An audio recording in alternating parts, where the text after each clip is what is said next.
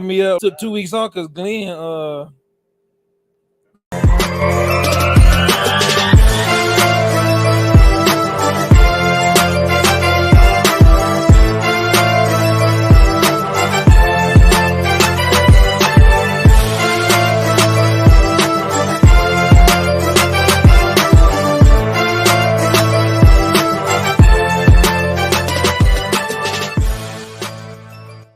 type of money put family first. What's up? What's up, folks? We are back again. We're back again. You know how this show goes. Listen, this is real life real estate investing uncensored. I'm already getting clowned by the co-host. He already came for me already. We didn't even press the button and he coming for me already. Man. Hey, but that's how this show go though, and it's all good. This is the real life real estate investing show where we talk about real life real estate situations, where we bring you real life real estate solutions. We got a superstar guest in the house with us today.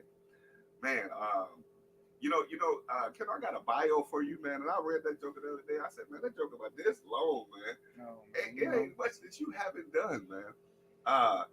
Co-host, this guy, I'm gonna talk about the co-host too. I'm gonna talk about him again because he came for me. So we gonna handle that in this show.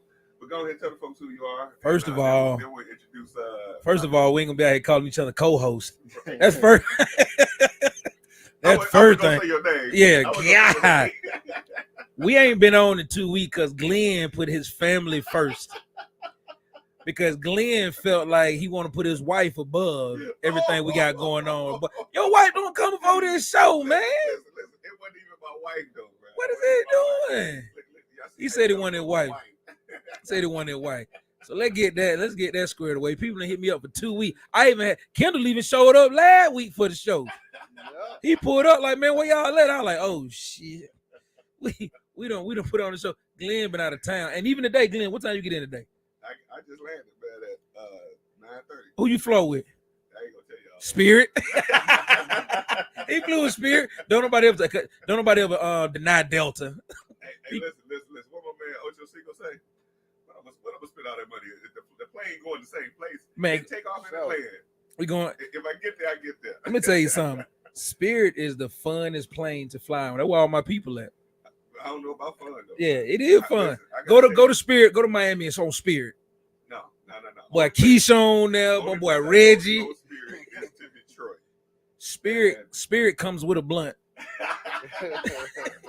Pre-roll. Pre-roll. As soon as you get on that moment, they're like, "Where you going?"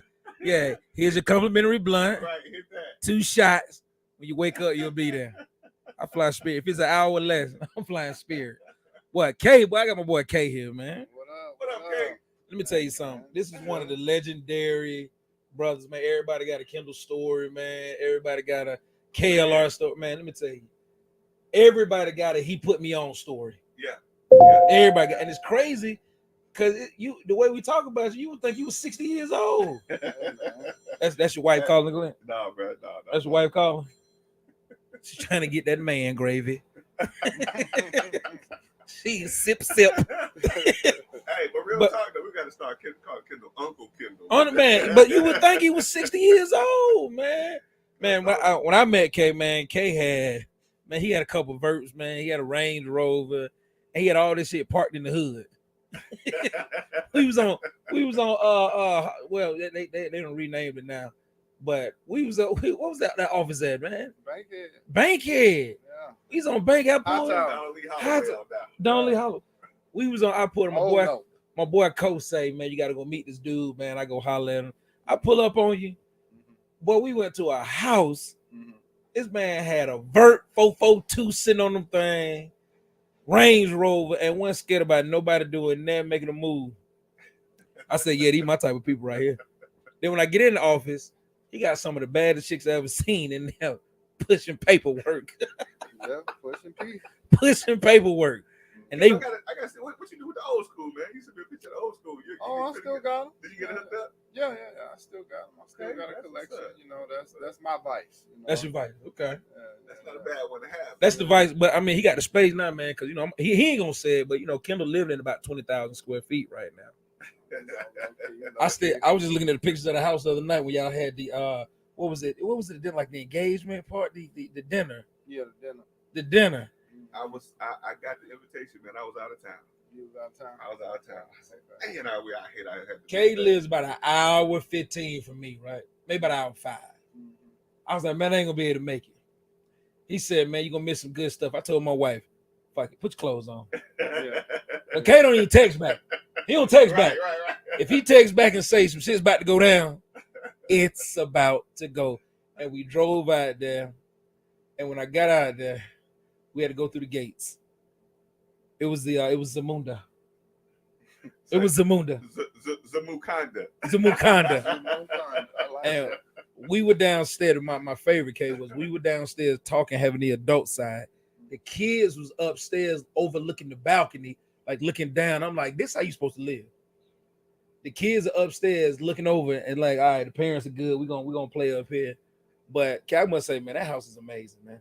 I appreciate it, man. Man, that house is amazing, man. It's all for the family. And my boy was gonna give me a heater. Oh yeah. My wife said, you can't take that heater. You should have took it that night. What? Yeah. And I had my pickup truck with me. Oh, you should have threw it in the back. Okay, what got you in the real estate, man? Okay, man, hold on. Let's not. We just not gonna just slide by. He gave you a heater. He offered to give me. I didn't. Now you got to talk about depending on where you're from. Heater might be something different though. Oh, facts. Nah, he gave me that goddamn Glock. He gave me that burner. Nah, he actually gave me one of, when you get older, certain things become important to you. Outdoor heaters. Yeah, right. You know what I'm saying? Outdoor heaters. He had about 15 of them. 3 of them he had on the side. They were being worked on. Or he didn't light them or something. I said, okay, let me get one, man. He said, go ahead, take that with you. And my wife was like, no, you can't do that. You can't do that. You don't come to people's house. You don't take heaters. Little behold, it get cold.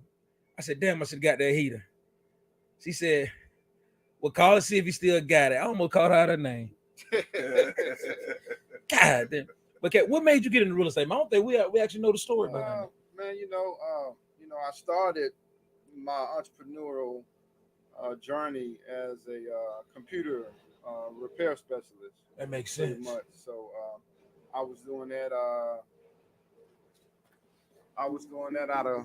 Out of college, and then I stayed with that for a long time. Like I worked everywhere in the internet information technology field.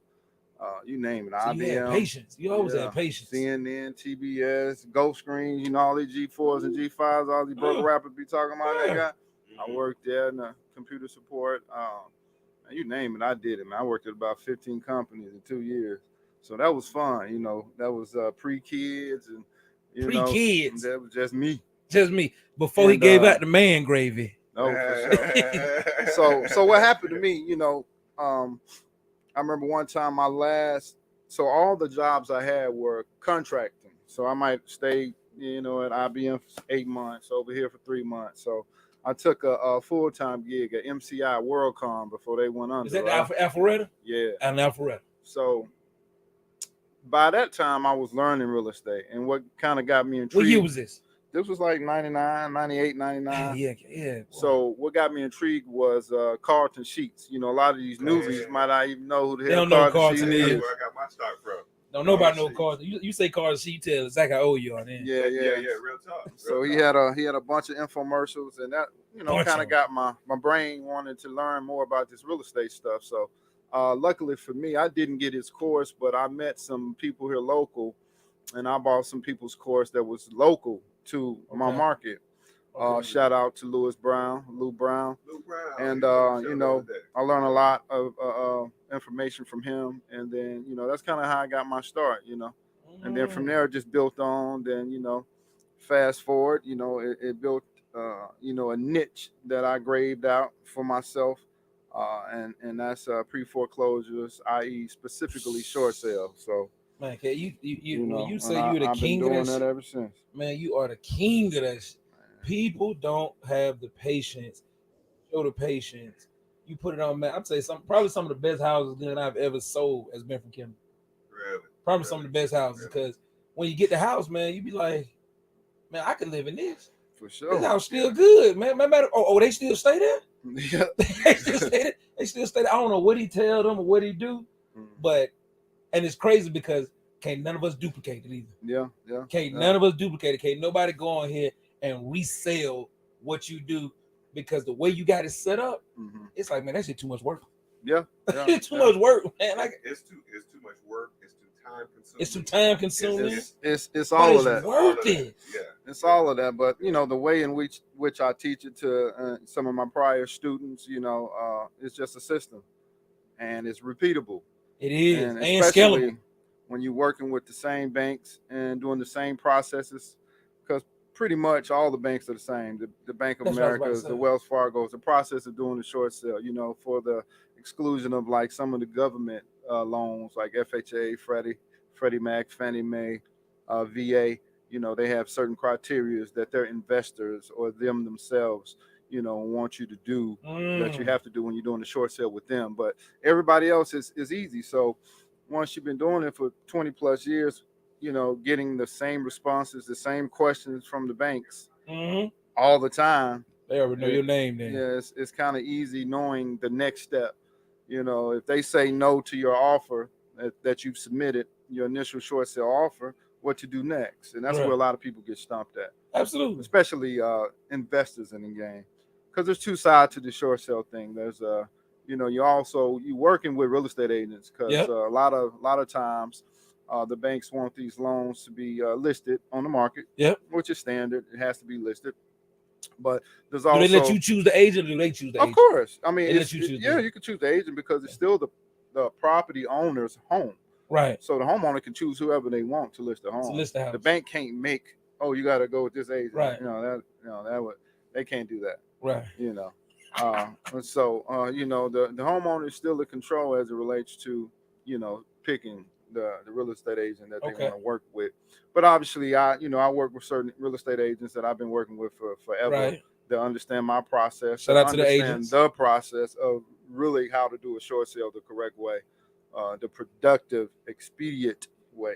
Right. Now, let me tell you something. Okay, we've all witnessed the process. We've all seen it, man. We see how you move. It's an amazing process. It is, brother. And it's crazy because I could talk to you about a house in February, and then you can come back in a couple of months or so and be like, man, I got that house now. Shout out to Gervy. They go Gervy. Shout out to Gervy. Man, Cal want to say, he put his hand. Oh, what's up, Gervy? So, yeah, he was locked in. Let me tell you something. Y'all know Gervy is our light-skinned brother. This is how I know his family. Gervy and Kendall actually got into a real fist fight the last time they saw each other. Oh, Lord. Y'all can subscribe to the YouTube channel to see it. No, that's on World Star. That's on World Star. That's on Real Estate Star. They got into a real fist fight, and now we still do business together. For sure. Because let me tell you something. One thing about Kendall, I don't give a damn. What if you know how to work, do your job? Kendall gonna work with you forever, and Gervy does a damn good job at his job. Let me tell you that. I think my wife got a closing today at 3:00. So Gervy, appreciate that. But that's one thing I learned about Kendall. If I call Kendall and I say, Kendall, I need a tree guy, he gonna be a tree guy that know how to move like we move. Yeah. I say, Kendall, I need a painter. He gonna be the type of painter that know how we move. And if I call Kendall and say, man, the painter bullshit, he gonna say, man, hold on, man, let me call him. Yeah. And it's gonna be on.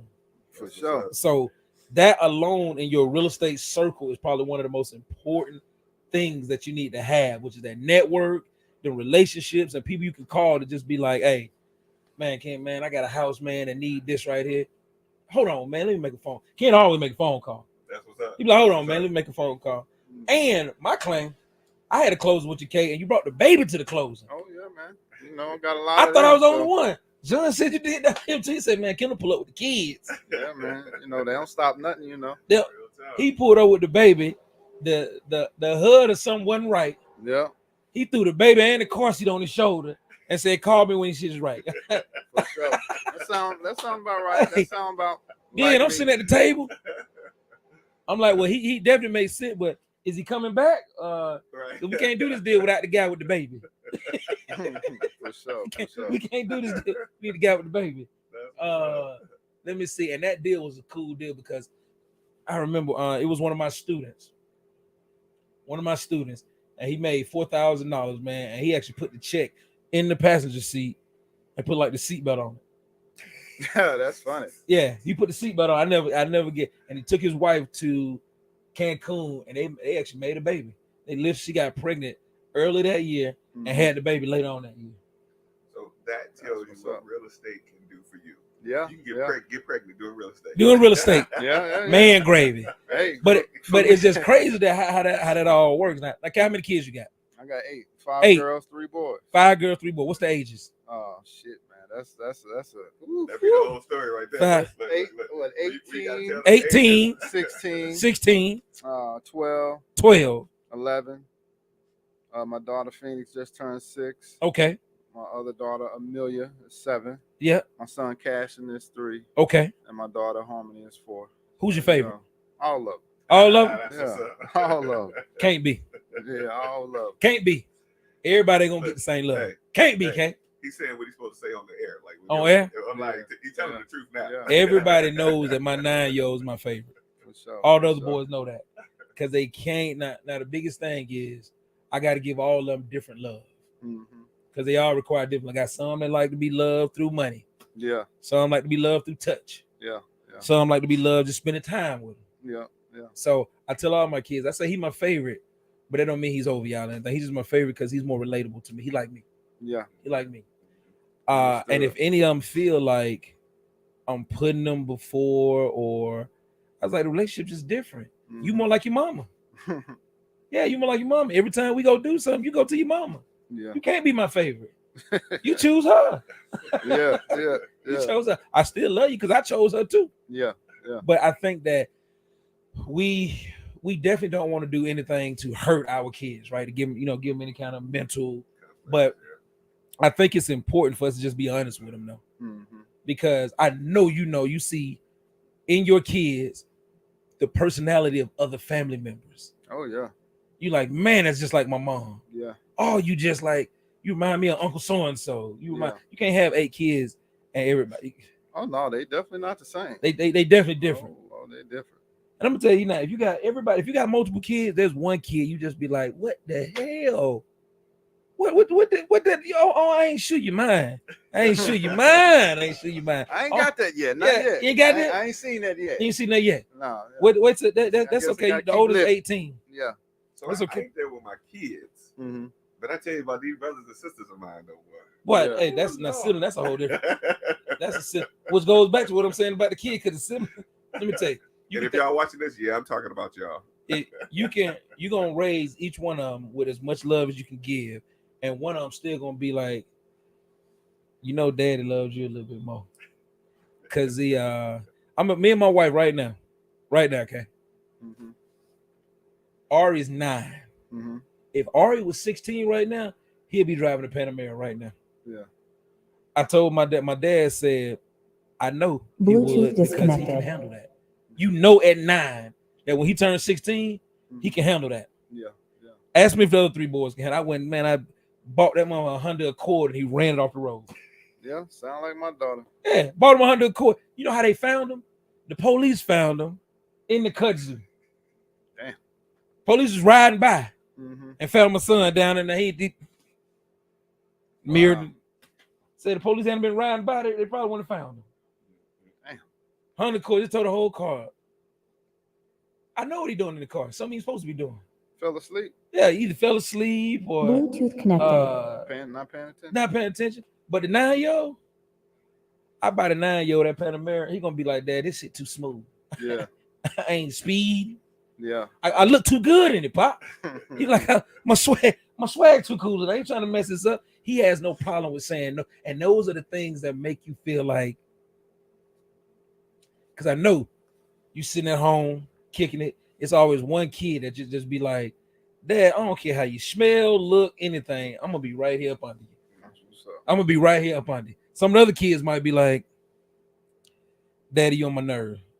Daddy get on me all the time. Yeah. He get on my nerve. But there's one that's always like, put your arm around them, and it may be your daughter, maybe, but she just like, Dad, I'm gonna love you to the ends of earth. And the other kids don't. It ain't that they love you less; they just don't feel the same.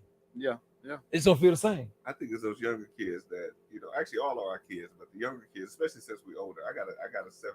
Well, he'll be 7 Saturday. Yeah. Okay. And Glenn 52. I ain't 52. He 52. I'll be 50 next. Glenn got naked one more time.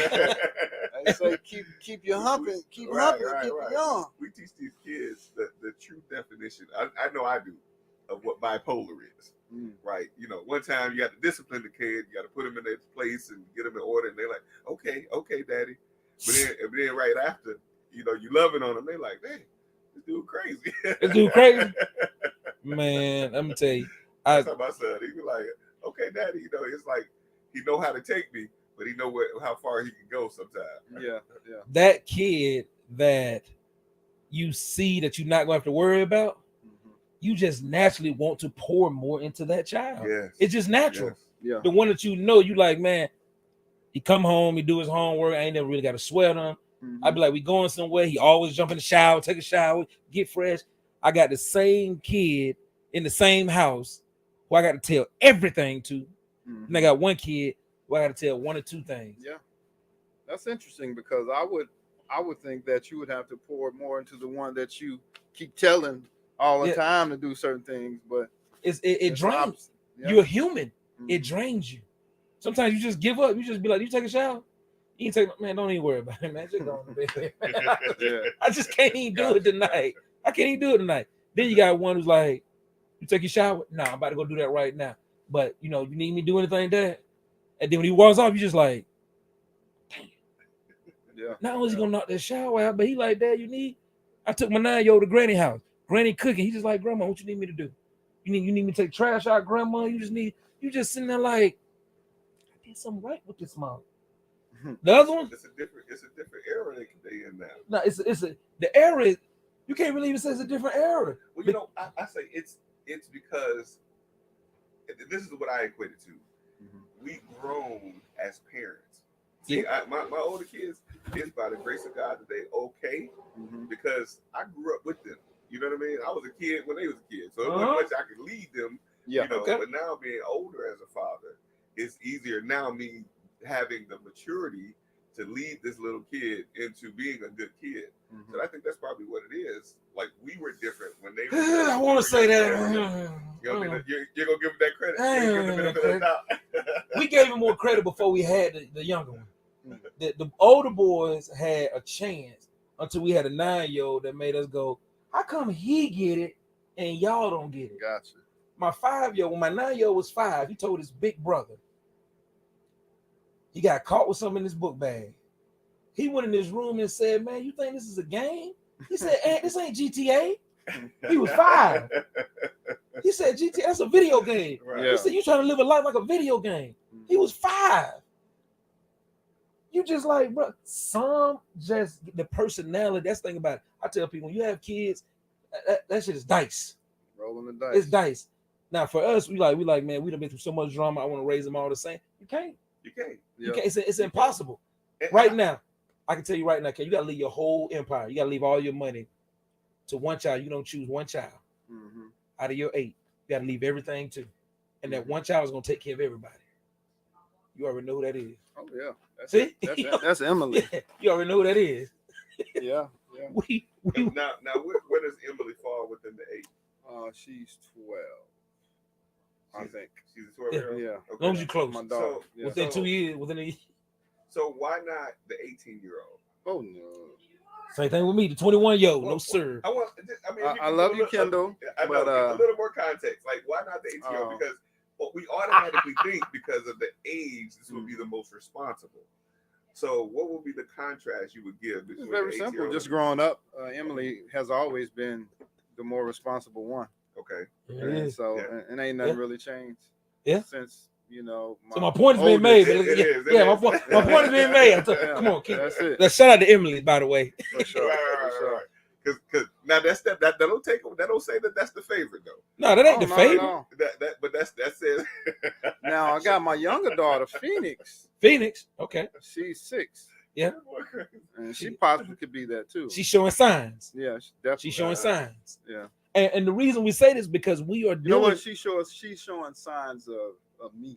How I am. So back to what I said. I'm telling you now. That's your heart there, boy. Yeah. When they start showing signs of you. Yeah. Okay, go ahead. But back to what I said. How old were you when the 18-year-old was born? Oh, I was in my 20s, late 20s. 25, 26. Right. Yeah. So at that time, you weren't as mature then as you are now, obviously. Yeah. Now, by the time the 12-year-old came along, you had picked up some momentum, found out who you was. Yeah. You know, got a little more strong in your business. So now you had a mindset now where you can give a good message to the one who's 12-year-olds now, but at the time. And then now Phoenix is how old you said the younger one? She's 6. She's 6. Oh yeah. And you see her in you. Definitely. Because you are older now. Yeah. And you got a better message to give the younger ones. But how old were you when your oldest was born? 22. I was 22.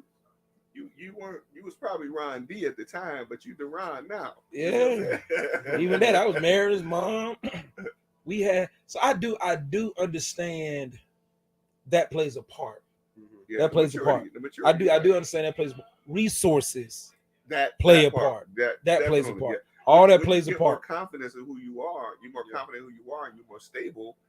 And you can now say, I can lead without worrying if I'm going to fall off in my leadership. I think it definitely plays a part. But even if, and I really say with Kendall here, because he has 8, so he's had a few different levels.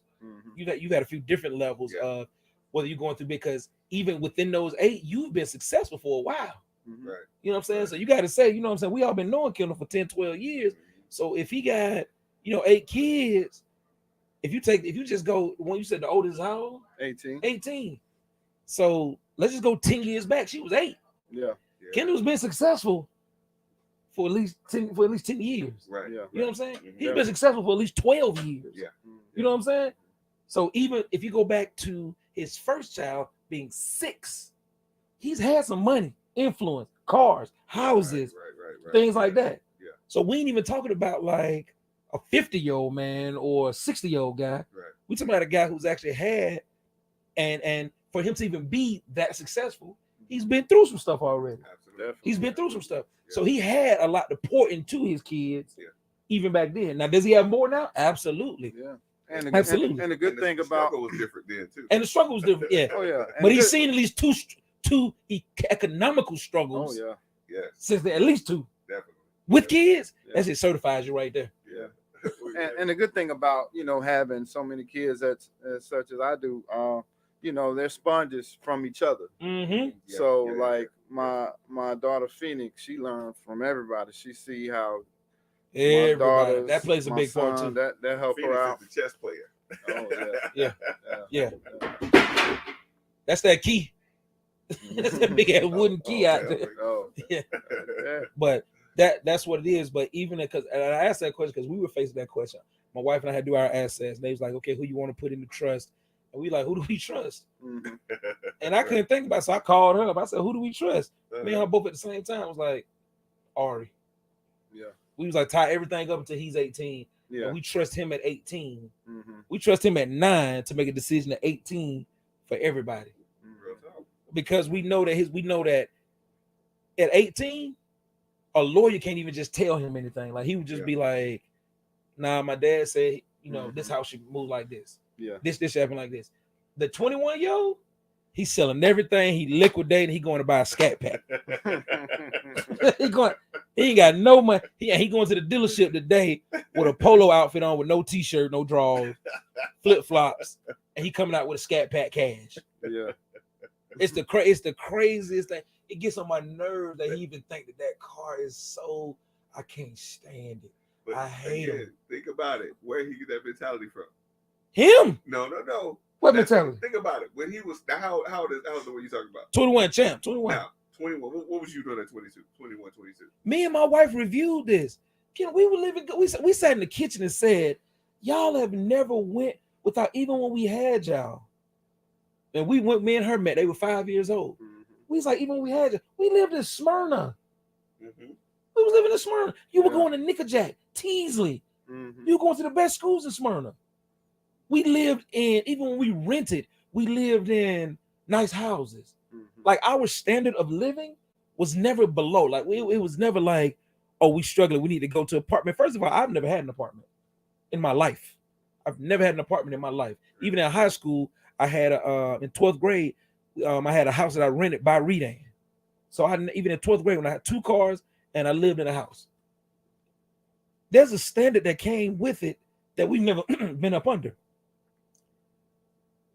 He got that from his environment. That's the choice he's making. Because even the cars, I ain't never had a fast car. I had Suburban, Yukons, stuff like that.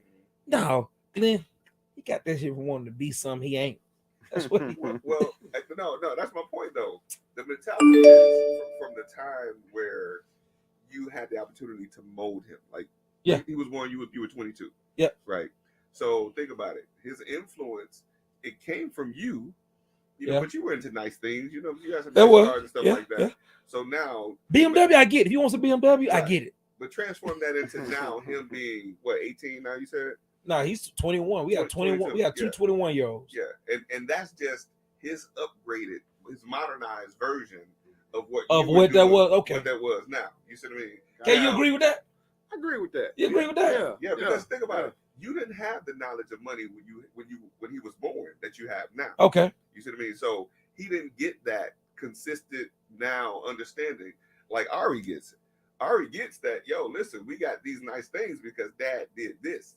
Dad worked. Dad does this. But I don't get it though. We explain that to him. We show credit. No, you got to think. Ari sees it every day. Yeah, Ari sees it every day. But I'm trying to think. At when did they not see it though? We have vacations. Because again, if I've been doing real estate for 20 years, my son is 21.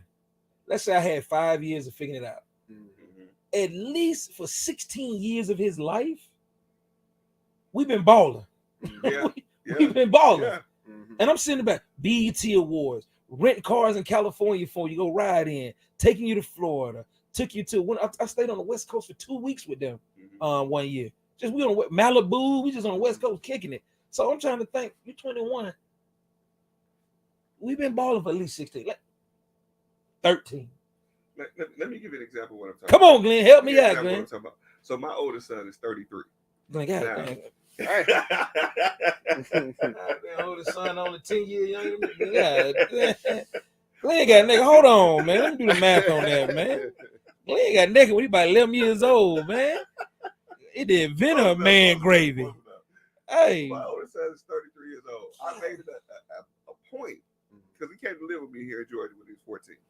I made it a point every closing I get, I'm getting a check showing him 30,000, 50,000, 40,000.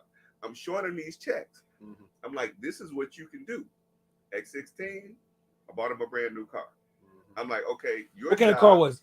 It was a Jeep Cherokee or something like that. Nice. Jeep Wrangler, one of them. It was new. Doors off. No. Not one of those. He wasn't ready for that. No. Okay. But I'm showing him the money that I'm making, right? I'm showing him the checks on purpose. When he turned 16, I'm like, your job now is to take care of all of our houses. We got like 18, 19 houses. So you got to go around and clean them and make sure nobody broke in and, make sure everything's cool. He's seeing this. His mom says, let him get a job so he can experience having a job. I'm like, well, what do you think he got now? He's going to check on his houses. You would think that mentality would transform over to him. Like, I got 19 houses. No. I want to experience this more and more. But at the same time, Dad, immature about money. I got it, but I'm still immature about how to manage it. You know what I mean? So I can't transform that management mentality over to him. I got the making it mentality, but not the managing it mentality. You see what I'm saying? So I'm telling him that we can make this kind of money.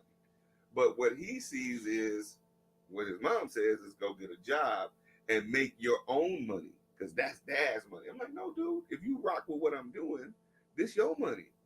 But at the same time, he went and got a job. He didn't like it. And so he kept working jobs all this time. And I'm like, dude, why are you working jobs when you see that your father can show you how to make some real money? Because it ain't real to him. But it didn't transform. So that's what I'm saying. Like the older kids, because we didn't have, or at least me, I'll say, didn't have the mentality to transfer the management part over to him. It's just the making it. Now, as he got older, like my older son don't even know what struggle is. You know what I'm saying? He grew up in the suburbs. So you never let him sell crack? You never Not at all. He don't even know what crack is. That kid ain't never seen no crack. That's the problem, man.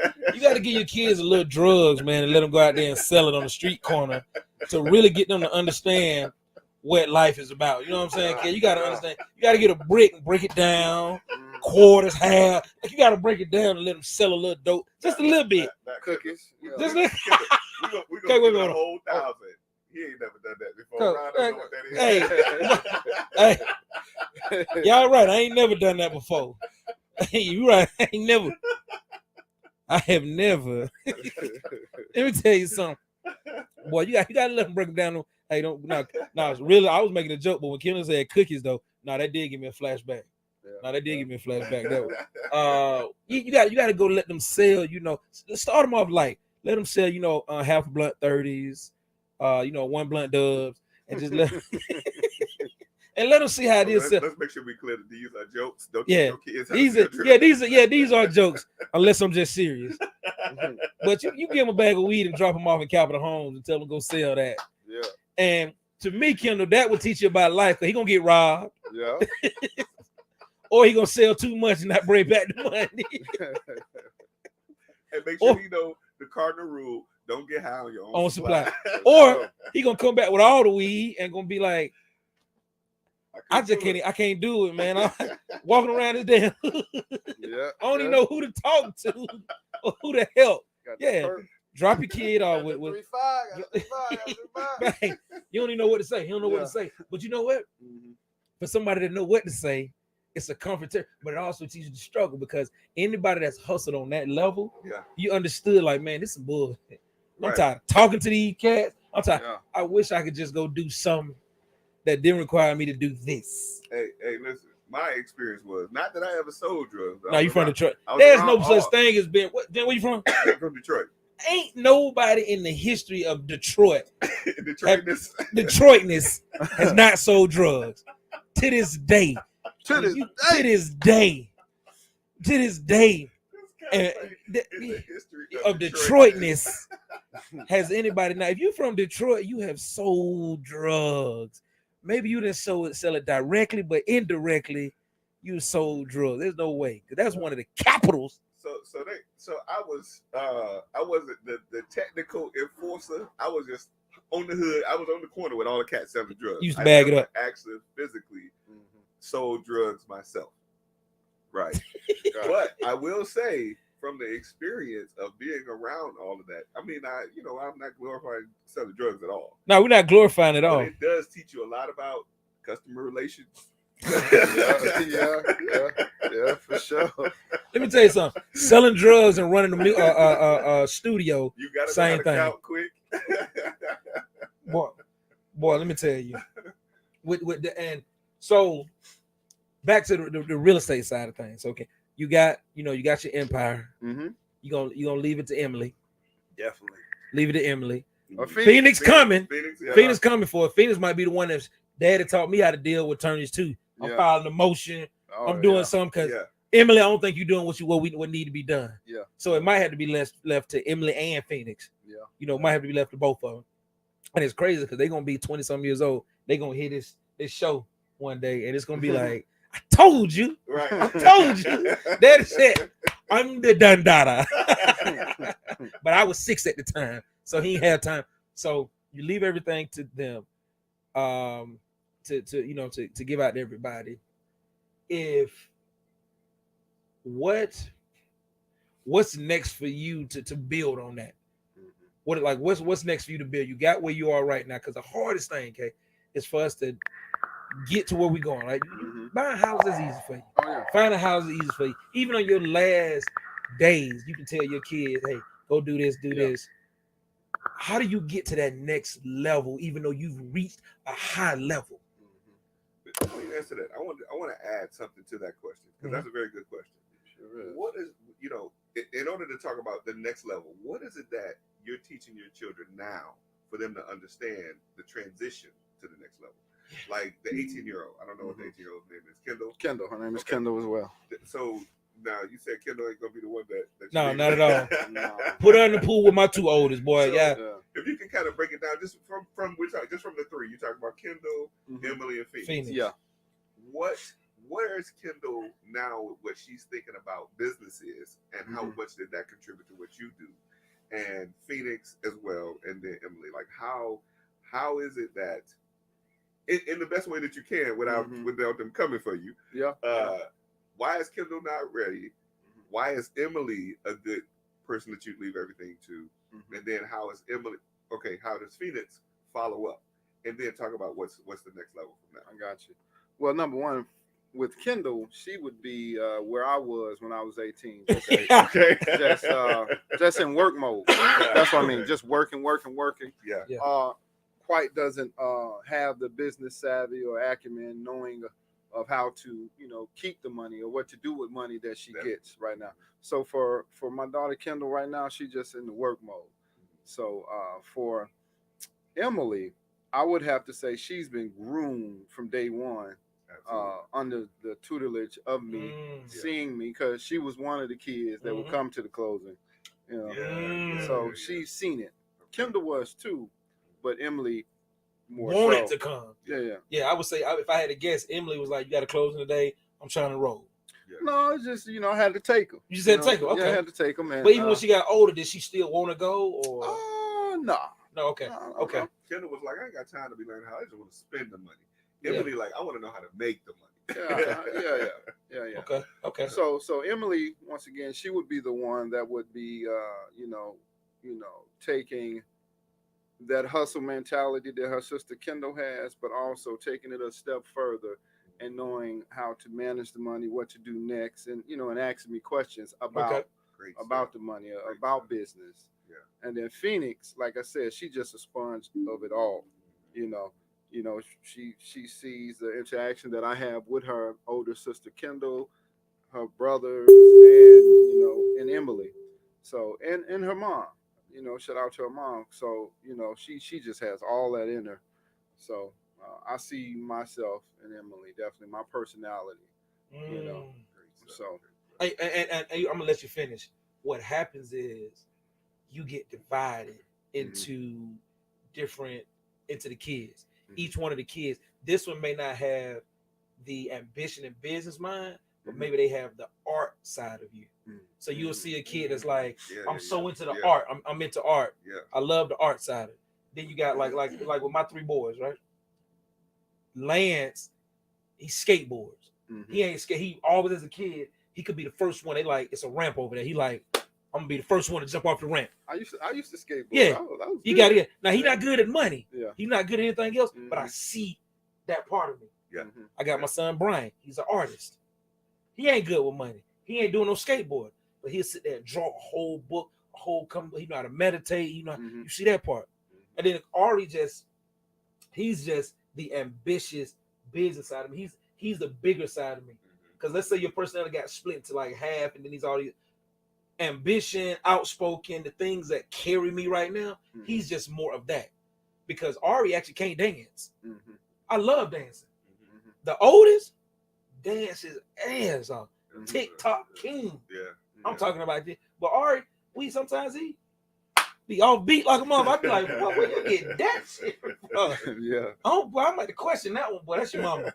That's your mama. Yeah. So even as I'm talking to you, got Emily may appeal to the side of you that you use a lot daily, but then you got other parts of you that you see in your other kids that you just like, I was just like that. Yeah, I remember that.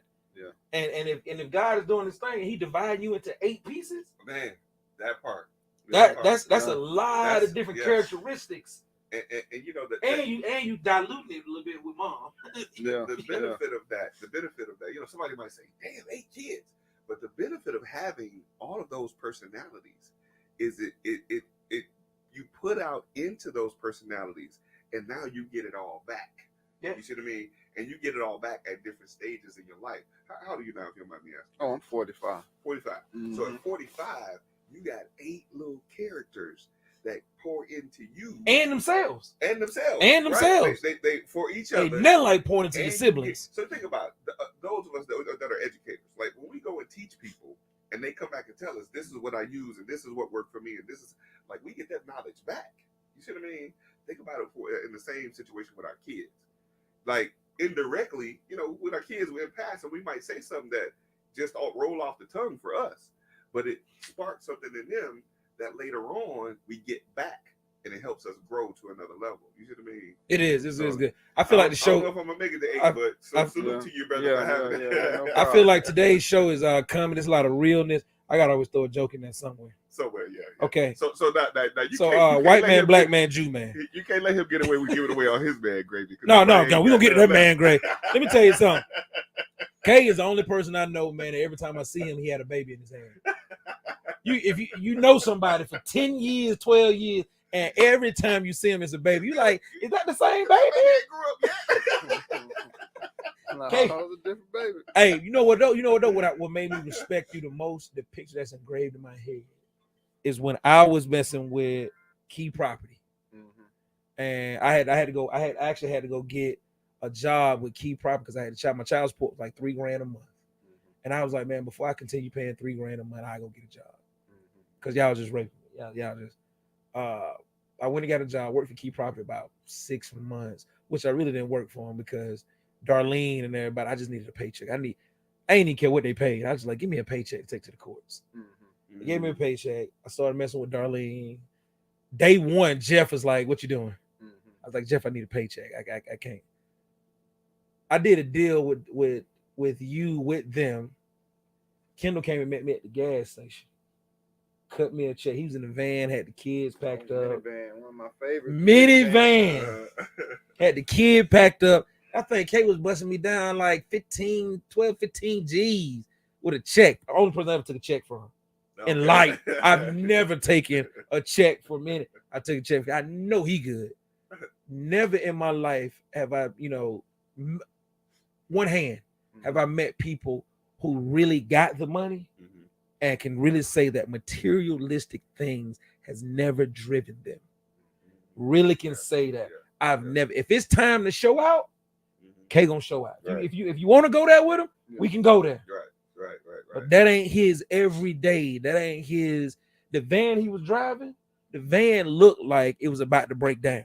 Oh, yeah. It wasn't running like it was about to break down, but you can tell it was just basic. He was just like, I don't need the newest van.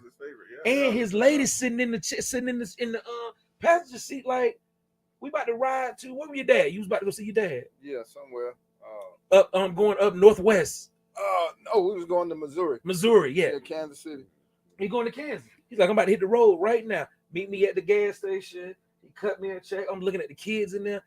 The picture, the image. I don't think enough people hear this because we look on Instagram and we follow. Everybody's got a Maybach. Everybody's got, a Ghost, and everybody's got all this. But people, they gonna pass up your page because you giving them real information. And I don't see all that stuff on your page. But I'm sitting here to tell you to vouch. It's only a handful of people. K got to be number one in my book. Even when we are out, he gonna come in, t-shirt, jeans, tennis shoes. And me and John always, you walk off and leave, right? Me, John, and whoever know you, we always say like, man, niggas don't even know that man really paid. Man really got it, man. And he never, ever shows it. He never wears that on his sleeve. He does, but people can't see it though. Where's it at? Where is it? He said, I got 8 kids. 8 kids. That's a flex right there. I know, but see that flex don't get you new clients though. That's what clients. Because the ignorance of the people today, they looking at he got 8 kids, like he got 8 kids. Like he got 8 kids. I got 8 kids and I take care of all of them. And hold. That's the flex. And their parents. And your lady. And their mamas. And your lady got what, 2? Yeah. She got 2. Yeah. So she got 3. She got 3. So it's 11. It was 11 piece. Yeah. It's an 11 piece. Well, we got one together. You got one together. So okay, so 10. Yeah. 10. So 10. So you got 10 kids. That is what should be important. That was my point. Yeah. That you should be able to post that on Instagram and people be like, boom, that's who I want to follow. Yeah. That's the guy that made it through this economy, took care of his kids, live the way he lived, does the way he is giving out information, how do you even mentally stay consistent? That should be the flex. Because he ain't worried about whether or not the lights will be on. Yeah. And how do you do that? He ain't worried about them babies eating. Now, you got cats out here got one child. I actually just went to court. With a guy who signed up for a class. He wanted to try to sue me to get his money back for clay. He felt like I didn't teach him. 100. Okay. All right. Judge threw it out. Judge is like, this BS. This man he's showing you day one, he showed you this, he did this, he did this. He fulfilled his side of the contract. You know what the dude told me? Man, you trying to get over on me, man. You come from you got a two income household. I said, man, I looked at the brother and said, man, that's so sad. It's sad that as a black man, you feel like because me and my wife are together, it's a two income. You feel less because you don't have a wife or you don't have somebody to help you take care of. What man even talks like that? A lot of them, unfortunately. Damn, can't hurt my spirit. Yeah, I'm boggled that he feels like you didn't give him enough. Where did he come from? I went back and read all the text. All I did was take the text message he got, printed them out, gave them to the judge. The judge is like, sir, he fulfilled it, sir. Like, this is what he do, sir. Sir, this is clearly you want to invest in something, try to get information. You weren't able to do anything with it. Now you're upset. Yeah, it's clear. That's what they don't. Let's keep it real 100. It's not that he couldn't do anything with the information. He wouldn't do anything with the information. He wouldn't. People think information in and of itself is gonna make you millions. Not at all. Right. And that old saying, I grew up with it, and we all heard it before. Knowledge is power. You can know how to flip the world upside down. You can know how to do it, but if you don't do it, you don't implement the stuff that you do. Let me tell you something. If you don't take action, knowledge in and of itself. That shit like losing weight. Exactly. Everybody know how to lose weight. 90% of the country overweight. Right. Everybody know how to lose. I can ask the fattest person in the world how you lose weight. That one will tell you every diet. You probably want to do this. Keto works. I'd be like, well, why you ain't did shit? Man. Tired in the motherfucker. Yeah, that's it. That's a perfect example. Everybody know how to lose weight. It's impossible because the information to lose weight, that shit is pumped on us daily. Yeah. The one thing that's pumping, real estate might not be pumped on you daily. It is. Insurance might not be pumped on you daily. No. Health and beauty. But health and beauty, yes. That shit is a slap in the face. That's millions and billions of dollars. Billions. Trillions. What's that a billion? What's that? Is it zillion or trillion? Trillion? Yeah. That's like I get my weight up. I ain't dreaming big enough because I ain't even know what was after a billion. That's gonna be. Is it zillion or trillion? It's trillion. That's a problem you want to have is not knowing how much money you got. Yeah. So after billion is trillion. Trillion. Yeah. There's zillion. Is it zillion? I don't know. If you know is it zillion? We gotta Google. We'll ask Elon and what you call because them mom about to touch it. I swear $1 million ain't even cool no more. As soon as I hear somebody say you making $1 million, I'd be like, bro. Right. That ain't that. Millions ain't cool no more. You go to Miami, it's young. He's 22 years old. Somebody he made $800,000 last month. Yeah. You like, bro. 22. I watched the video. 22 years old, making $100, $100K a month. 100K, yeah. 22. Yeah. Doing what? Yeah. Hey, online digital space. Man, online digital stuff. Yeah. Say online digital. Got that scam down. All that. Got that scam. That scamming digital now, boy. That scamming real now, boy. There's a documentary on Netflix that talk about in other countries how all they do is scam America. Like it's a whole business. Guy got a whole lifestyle. He's from America. He lives in another country, and they have. When I say scamming, I'm talking about scamming over there is a Fortune 500 company. There's a building where they actually hold interviews to teach you how to do this because their laws are not the same over there. And they tell you they send one of the reporters from over here from CNN or something went over there. And they holding interviews. They like, if you do this right in 6 months, you'll be a millionaire. But they actually have teams that are training people how to scam people in America. And he's like, the guy's over there on the boat. He's like, I can never go back to the States because there's too many warrants for me in the States. But he on his boat. Chilling, like hitting the waters. And he's like, I own that building right there. That building is 17 floors. All of it is scamming. Damn. It's a documentary on Netflix? It's a documentary on Netflix. I gotta find it. My wife put me onto it. But what trips you out is And it ain't just, he like, yeah, he's on the boat. He said all those buildings are companies. All those buildings are scams. Crazy. It's 20, 30 floors of people. Yeah. But here's the thing though. If you use a portion of the creativity that you use scamming people. That's too hard, Glenn. That's too hard, Glenn. And I say that all the damn time. That's too hard, Glenn. The energy that you put into trying to scam some think shit about how smart cats gotta be to manipulate something in a space where it's gonna make them some money. Glenn, I'm doing it right, and they still won't take me to court, Glenn. Well, hey, Glenn. But see, even in that though, Glenn, you'd have been to court, and you the pastor. I've been to court. And you the pastor. I had a guy. Glenn, let's just go ahead. This guy paid me $5,000. This is about 5-10 years ago. I can't remember. Yeah. $5,000. I came and I told him everything that he was doing wrong. He got mad at me, bro. He got mad at me. And he was working with a company that makes you pay. Name? I ain't gonna say the company. Glenn, come on, put him out there. $5,000 earnest money that they keep. Oh, okay. Net Worth. Net Worth Realty. Kevin Love. Kevin Love. Net Worth Realty. Yeah, we need the wholesale of your wholesale, your deal, wholesale. Went through all of that. He was paying payments on the house that they jacked up the payments $300. You know what they told him the high payment was? That they predict that his taxes were going to go up the following year. So they increased his payment. They predicted that I predict no Vaseline. And I'm going ahead and I'm pointing out all this. I'm like, you don't need this insurance. They got the insurance too high. That you can reevaluate your taxes. You can do all this. He was like, oh no, I'm gonna do this myself. You don't know what you're talking about. I said okay, and I said okay. Next thing I know, 2 weeks later, I received a letter in the mail said he was taking me to court. Wow. Bro, I just told you what you was doing wrong. It was a couple of, hold on, you had Net Worth, and then what was the other one? It was another one started with an N too. I don't know. It was Net Worth, and then it was two companies that was similar doing the same. Yeah. It's out of Texas. Yeah, they still here. Net Worth. Talking about scamming. Man, they was out Net Worth. But let me tell you, I just showed a house in Net Worth the other day. And you never know it when it's them because they use so many different people. It was out of Texas. Yeah. New Texas or New Western? New Western. Yeah. I'm just asking. I don't know. Oh, I Net Worth and New Western. They was at every meeting, and I used to have fun with their new people. They'd be like, "Yeah, my name is Cameron. I'm from all the time, New Western." I'd be like, "You from New Western?" I was like, yeah, Ken. Well, their spiel was we got a new team.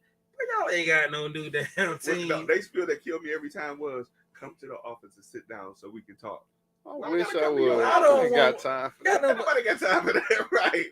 Send me Hey. the deals and we good. Yeah. But I want you to come and sit in the office and sign the agreement. New Western was here first. Net Worth came later. New Western was out of Texas. They had an office on Northside Drive. I went down there and they did the whole. They was like, "Yeah, why don't you come by the office?" I came by the office, man. I'm looking at this. He had a bottle of water for me and everything. They sat down. I was like, "Man, y'all some bullshit. This some bullshit." Then I go to a meeting and Net Worth Reels. I can't tell the difference between them, but y'all like two trans. And the logos was almost the same. Almost the same. The same color. And now none of the brokers or none of them with the companies no more. Now they and the person they got that come out and look at the house be some weird dude like he live in little 5 Points, go to the Aztec Club or something. They said you're gonna pay $5,000 for earnest money. You're gonna pay our closing costs, your closing costs, and any other closing costs that come up when we close. Yeah, that's crazy. And the other wholesaler closing costs. We're gonna put that in there, and we need to take your property off the market while we sell it to this person. Put this deal together. Put this deal together. Let me tell you something. If you got experience, you're taking Net Worth for a ride, man. Yeah. So Kendall, tell us, man, what's and I know this is like speaking a second language for you. Mm-hmm. What's a short sale, man, and how does that work? How does someone with no experience? I'm glad you asked that, boy, because we definitely need to get that on. Yeah. How does a person do a short sale? Do you have to be a certain height or no? You don't have to be a certain height. The length of the process, or like what makes it? You just got to have the specific and correct knowledge, and that's what I possess. But in a nutshell, what a short sale is the bank, a mortgage company, a lender agreeing to accept less than what's owed on a mortgager's, borrower's, property owner's unpaid principal balance on their mortgage. how does a person get into a situation like that? Several situations. Could be a divorce, could be probate situation. The borrower, died, is deceased. It could just be the value. It can be the condition. For me, that's what it's been majority of the time. The condition of the property. It's just the repairs just really exceed the current value, what they're currently owed on the unpaid principal balance versus what the house is worth. So that's what it's been majority of the time. But I've done several short sales where it's been probate scenarios and fire damaged. The house is fire damaged, but it still has a mortgage on it, $100,000 mortgage. And unfortunately, in a lot of those cases, the homeowners didn't have insurance because number one, a lot of times they were already behind. So, most of the time the property insurance and property taxes were paid with the principal interest of the mortgage payment. So when they stop making the mortgage payments, then there goes the payment for the insurance. And a lot of times some banks will put forced place insurance on it. Yes. But a lot of times they did not. Okay. So I got both scenarios where, that happened. But in a nutshell, it's the bank agreeing to accept less than what a person owed based on the condition, based on the current comparables of a particular property. Ooh. Break that down, bro. It's funny because a lot of banks, man, will try to service that or do something. They got so many programs now, so many things they want to help you out, help you do. Yeah. With now they like, oh man, we see you get behind, man. We want to, help you out with this. Oh yeah, they'll first thing they'll try to do a loan modification. Yeah. Forbearance. Yeah. Whereas forbearances they'll put it on the back.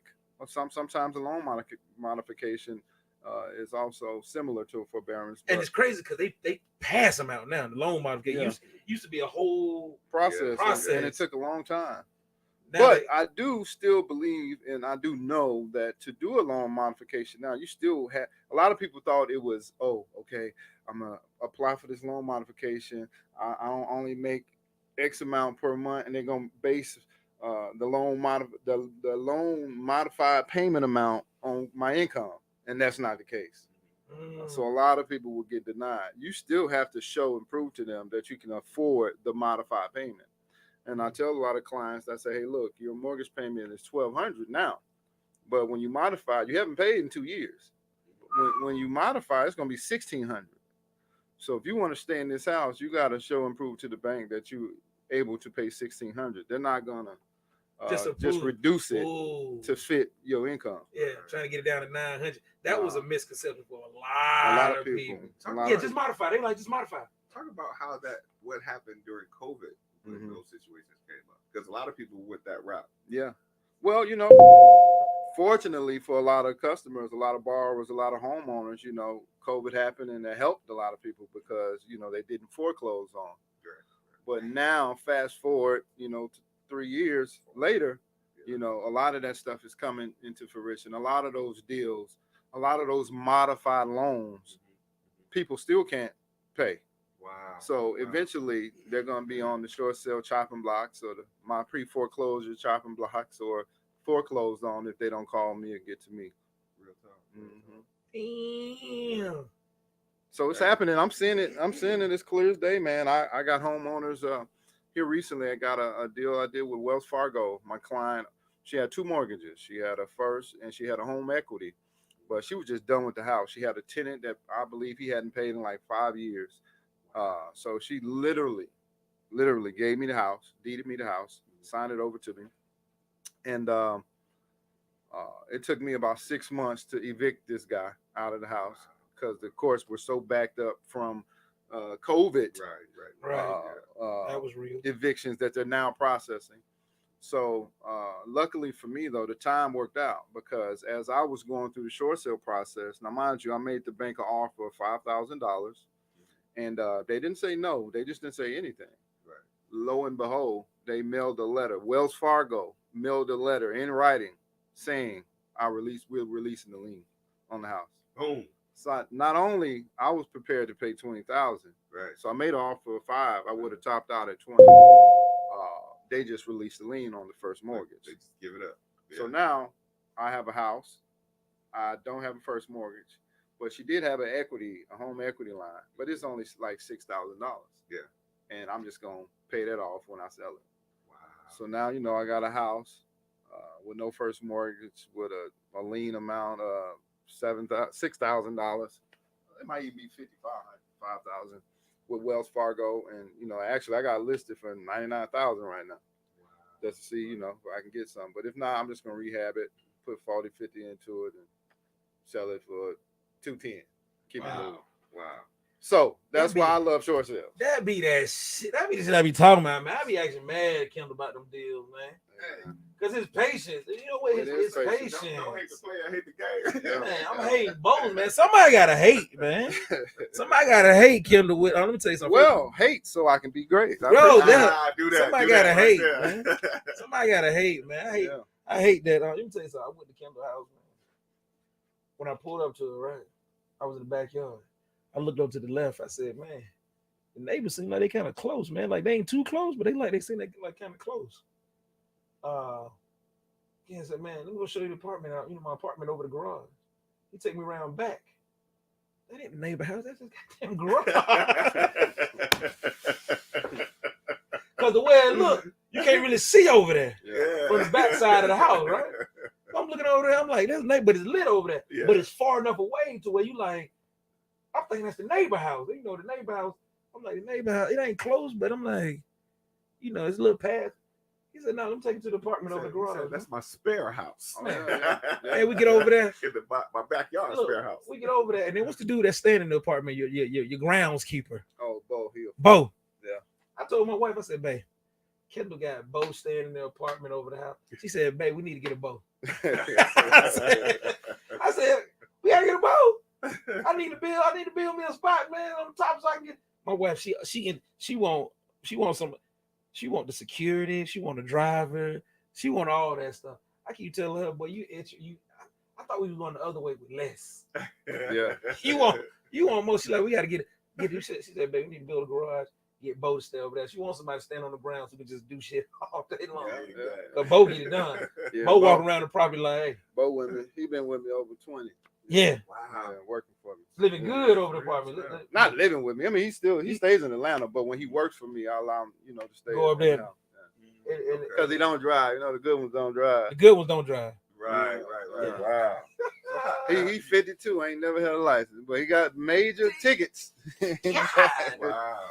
That's my guy, though. You taking him around to your place? I'll drop him off, come back 8 hours. He's all done. Oh, yeah. Cool. Let me tell you something. My granddad used to call him. Everybody does need a Bo. My granddad used to call him the boy. Yeah. He used to call him the boy. He always had somebody rolling with him on the truck that way. Mm-hmm. And we stopped by here. He gonna get all this done. Hell yeah. Case in point, last night, my work truck, man, my daily driver went out, transmission. So shit, we went to my shop in Lithonia. We just took the transmission out. Shit, me and him. You said you went to your shop? I said yeah. Hold on. We were just slide by that one. Say it again, though, bro. Whose shop you went to? Oh my, I built a shop on one of my other properties because I just hated taking my stuff to people's shop. They just take too long, steal your shit. So that. Let me tell you something. That's something else you don't know about Kendall too. Kendall will sell a house, make $100,000, and go drop a transmission. Oh yeah. He'll sell a house, make $100,000, and pull up on you and have somebody come tow your car. When I tell you, some people in your position with your type of finances feel like they too good to do certain things. I'll get somebody to do this. I got enough money to pay somebody to do this. You are probably one of the most hands-on millionaires. Oh yeah, we all know. Well, no.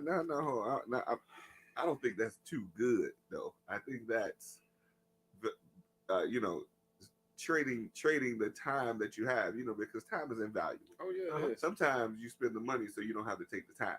Oh yeah. So that's certain things I like to do. But stuff like that. That's like a passion. Like for cleaning my pool, like it's therapeutic to me. So I like doing it. Yeah, I clean my damn stuff. I need to hear stuff like that. Yeah. Because I'll tell you why. Because I come from that. Mm-hmm. I come from doing the things that I need to do. It ain't about saving money. It's just like you just need to go ahead and do it. Yeah. I come from that. And sometimes in our success, we question whether we should be doing this right now, or if the person that we're going, the success we going after, those people should be doing this or could be doing this. When in fact you're doing it because you're just true to it. You just like, man, I ain't gonna never. I'm never gonna let what I have or what I don't have interrupt or who I am and what I should do. Yeah. If I should, if I tell Kay right now we got to close, man, we just made $1 million. I'm like, I need somebody to tow my car. You like, boy, I got you. Boy, shit. We need to call Eric, call Bo. Yeah. Bo, yeah, come get the car. Yeah. I'm like, hey, what we doing? No, I'm sitting chill with you, man. Come get the car. Yeah. Yeah.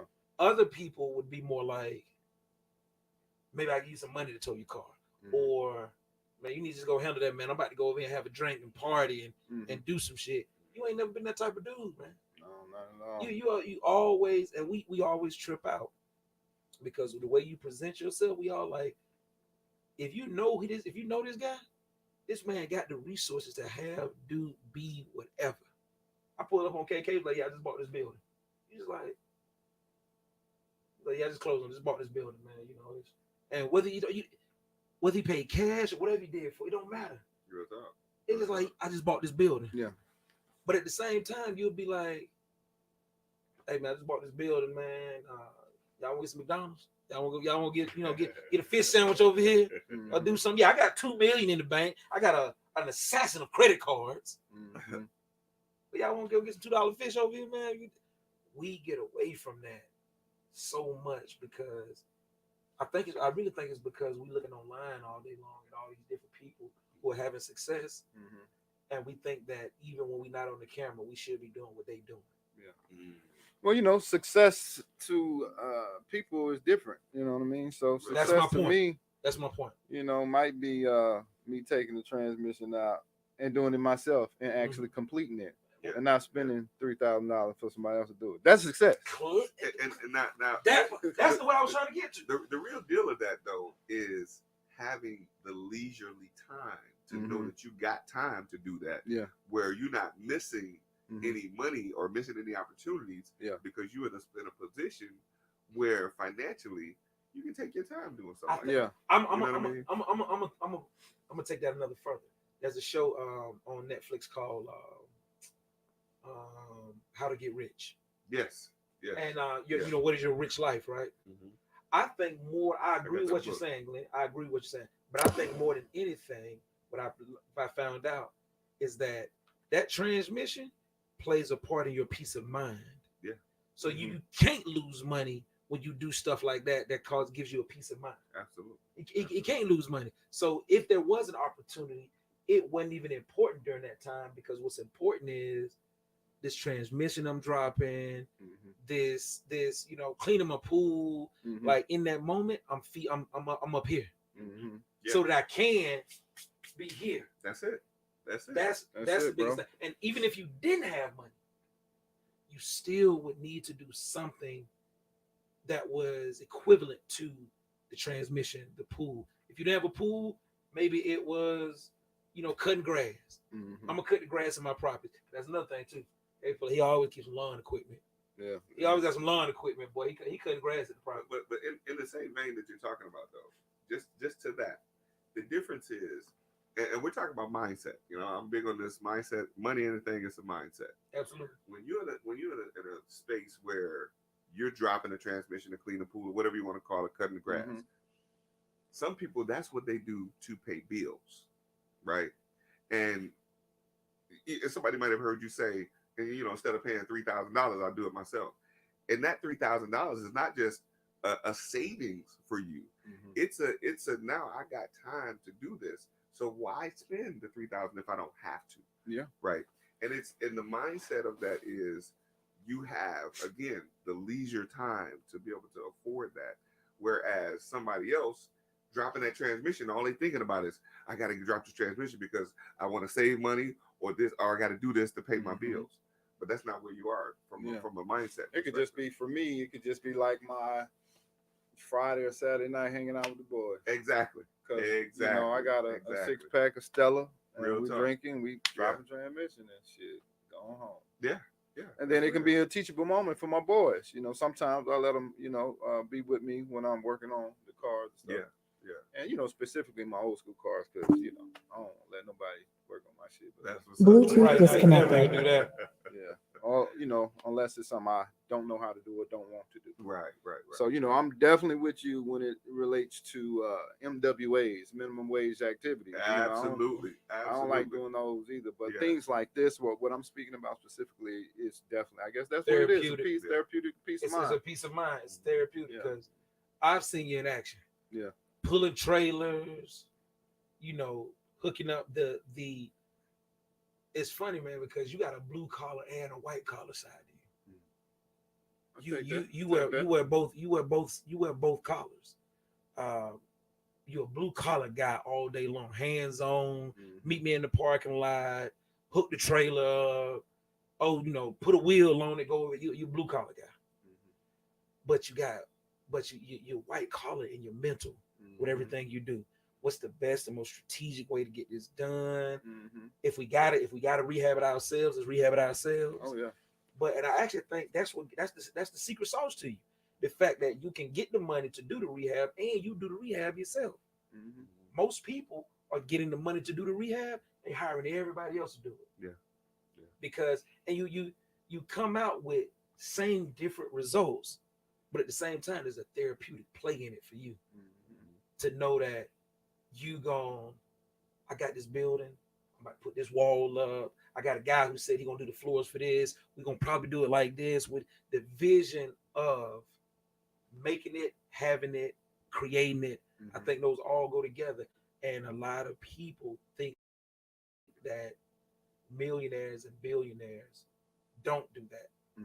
But I really think, I just recently started feeling like this. Todd, Candace's husband, he was talking about his rental property. He had to go clean one of his rental property himself. He was like, sometimes you just got to do this shit yourself. He's like, the tenant just left trash. And I don't have anybody I can call right now. They can just, I'm here. I'm here. Yeah. Black bag. Yeah. Throw this in. Then hop in my $150,000 event. You know what I'm saying? But you got to do it. I don't think we see enough of that. I don't think we teach enough of that. I don't think people get to see, you know, Kendall close on a deal, make the check, and then go, you know, drop a transmission or do his own, you know, I don't think we speak of that enough. What are your rich moments? Has nothing to do with money. And you know, just some of that, you know, and I hear what you're saying about not speaking enough of that. But I think most of what we teach and what we do is teaching people about time freedom, right? Someone with a different mindset might not see dropping a transmission as time freedom because they figure that's, again, an obligation. But, you know, for somebody like Kendall, it is time freedom to be able to have the time to do that.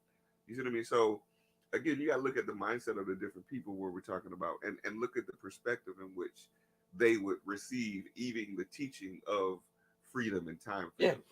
What people miss, most of what we teach, if they listen to it, and if they have the right mindset, again, money and a thing is a mindset. What we teach is not really about money. It ain't. No, it's not. It's about freedom.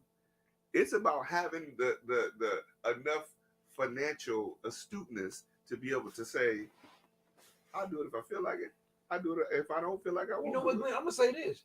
What's the song, Mr. Wendell? My dad broke that song down to me years ago. The song Mr. Wendell? Mr. Wendell. Yeah. Mr. Wendell. Right. Yeah. The whole song is about a guy who's a bum, but he's free. It's free. He's Absolutely. free. Absolutely. He's not tied into any. Yeah. From that day forward, I explain to my son, the people living under the bridge, yeah, they live in circumstances ain't the best. Yeah, but they free, okay? Yeah. They free from the things that actually drive us every day because we have to get them done. The accountability, they're free from it. And not saying it's good, but he's free. They was like, he wakes up when he wants to wake up. He eats when he wants to eat. He does. Shout out, my bad. Shout out to Tim Harvey. He said freedom is different to everybody. It is. I'm gonna give you this to run with that. What you're talking about? Think about snowfall. Oh, do you think that was the part they all missed? I caught it. When he said Leon said, I'll pay for the house. I got the money. He said, I can put you back on. I got money to put you back on. Yep. He said, Leon, no. I'm free. I'm free from looking over my shoulders. I'm free from looking. I'm free. I'd rather live out here like this. Yeah. Free than to have all that shit back. People miss that part. People's like, oh man, why he didn't take the building, man? He could have did this, he could have did that. Any drug dealer that made money and is still alive right now would tell you they probably enjoying the hell out of what they're doing right now. I'm gonna give you one more nugget. I'm gonna let Kendall take us home. What people miss is, first of all, freedom ain't always free. It ain't never been free. Yeah. You see what I mean? Freedom ain't free. You got to work your butt off to get to freedom. And then you got to understand and appreciate what you've done to get to freedom so that you can recognize that you are free. Come on, Pastor. Jesus. Ebo Kush, freedom ain't free. Ebo, I want to have a flex moment though, man, because my boy Ken, let me tell y'all something. First of all, if y'all, first of all, I'm gonna let Ken, how do they find you? Everything Shortsale Master at Shortsale Master on Instagram, on Facebook. So we got that out the way. K he ain't never been a flex, man. He ain't never been a guy to flex. I'm telling you, he the guy to show up at the barbecue. You gonna be like, this dude ain't got nothing. You gonna be looking at him like, man, he ain't got no money, man. This dude ain't. He ain't gonna. You go spend 24 hours with him, you're gonna be like, God damn. If you misjudge that. If you can see his peace of mind, his peace of mind is a flex. That's what they missed. Okay, they miss your peace of mind, yes, because people will come off the K. They think K rude. They think he rude. They think this is one of the most laid back, man, coolest cats I know, man. K laid back, but we was out to eat one night, man. K was like, "Where my table at?" We was at John's birthday, and K was like, "He's like, what the hell we doing here, man? Where my table at, man? We ain't got no table. John got tables, or what we doing?" And the girl was like, "We ain't got no tables." He was like, "It's all right, cool. I'm gonna sit at that table. Right. I'm gonna sit at that table." Oh yeah. He like, me and my girl gonna sit at that table there. Those my people. We gonna sit at that table. They be like, "Oh man, he's so cocky. He arrogant. He an asshole." They want to call him all that, man. He's direct. He's direct. Man, people can't misunderstand confidence over cockiness. They will every time, because you know why? Yeah. Because now you know it's crazy. If they go out of the parking lot and he driving the Maybach, then they give him an excuse to be there. Oh, then they give him an excuse to be man, there. Come on. Oh man, he probably rich. He probably got money. He got more than what I got, so he can talk like that. Yeah. Let me tell y'all something. Atlanta has more self-made millionaires than a lot of places. Mm-hmm. There's a lot of self-made black millionaires in Atlanta. Liquid. Everybody don't drive, hot shit. Everybody don't drive hot shit. Some people's big flex is, 16,000 square feet. How big is that? Oh, about 8. 8 by 8 what? 8,000. 8,000? Yeah, that's all. That's all. How high that ceiling? Oh, that bitch about 40 feet high. Still high. Probably high as that. That brother had to buy some skylights for that. Hey, to change my lights, I'm gonna have to rent one of them things. Let me take the lip to hey, let me tell you something. Let me tell you something. The sexiest part to me was that damn bar that opens up to your living room. Oh yeah. He got a bar that opens up to the living room. When next time we come into your house, kids? We gotta throw something. We gotta do hey, something. Let me tell you something. Gotta have y'all out there. Man, let me tell you something. I missed the first one. I won't miss the next one. You know the house is sexy when you walk up, and as you walk up, people outside, cars are lined up, people outside telling you which way to go.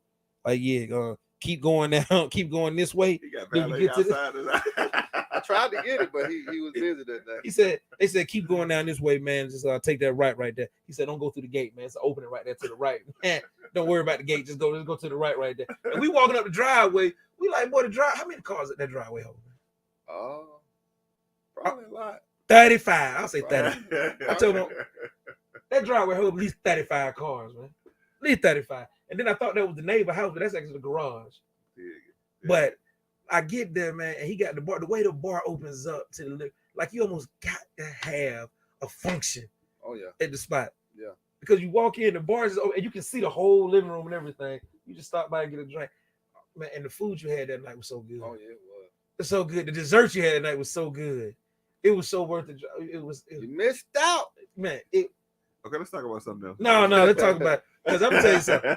I was sitting there with wife. I was like, man, we ain't gonna be able to make it. We got the kid. We already because we left the house at 11 o'clock at night. We probably got the kid about 12. We got there. That shit was jumping. Boy, you thought you was in New Orleans or something, boy. And beautiful scenery outside.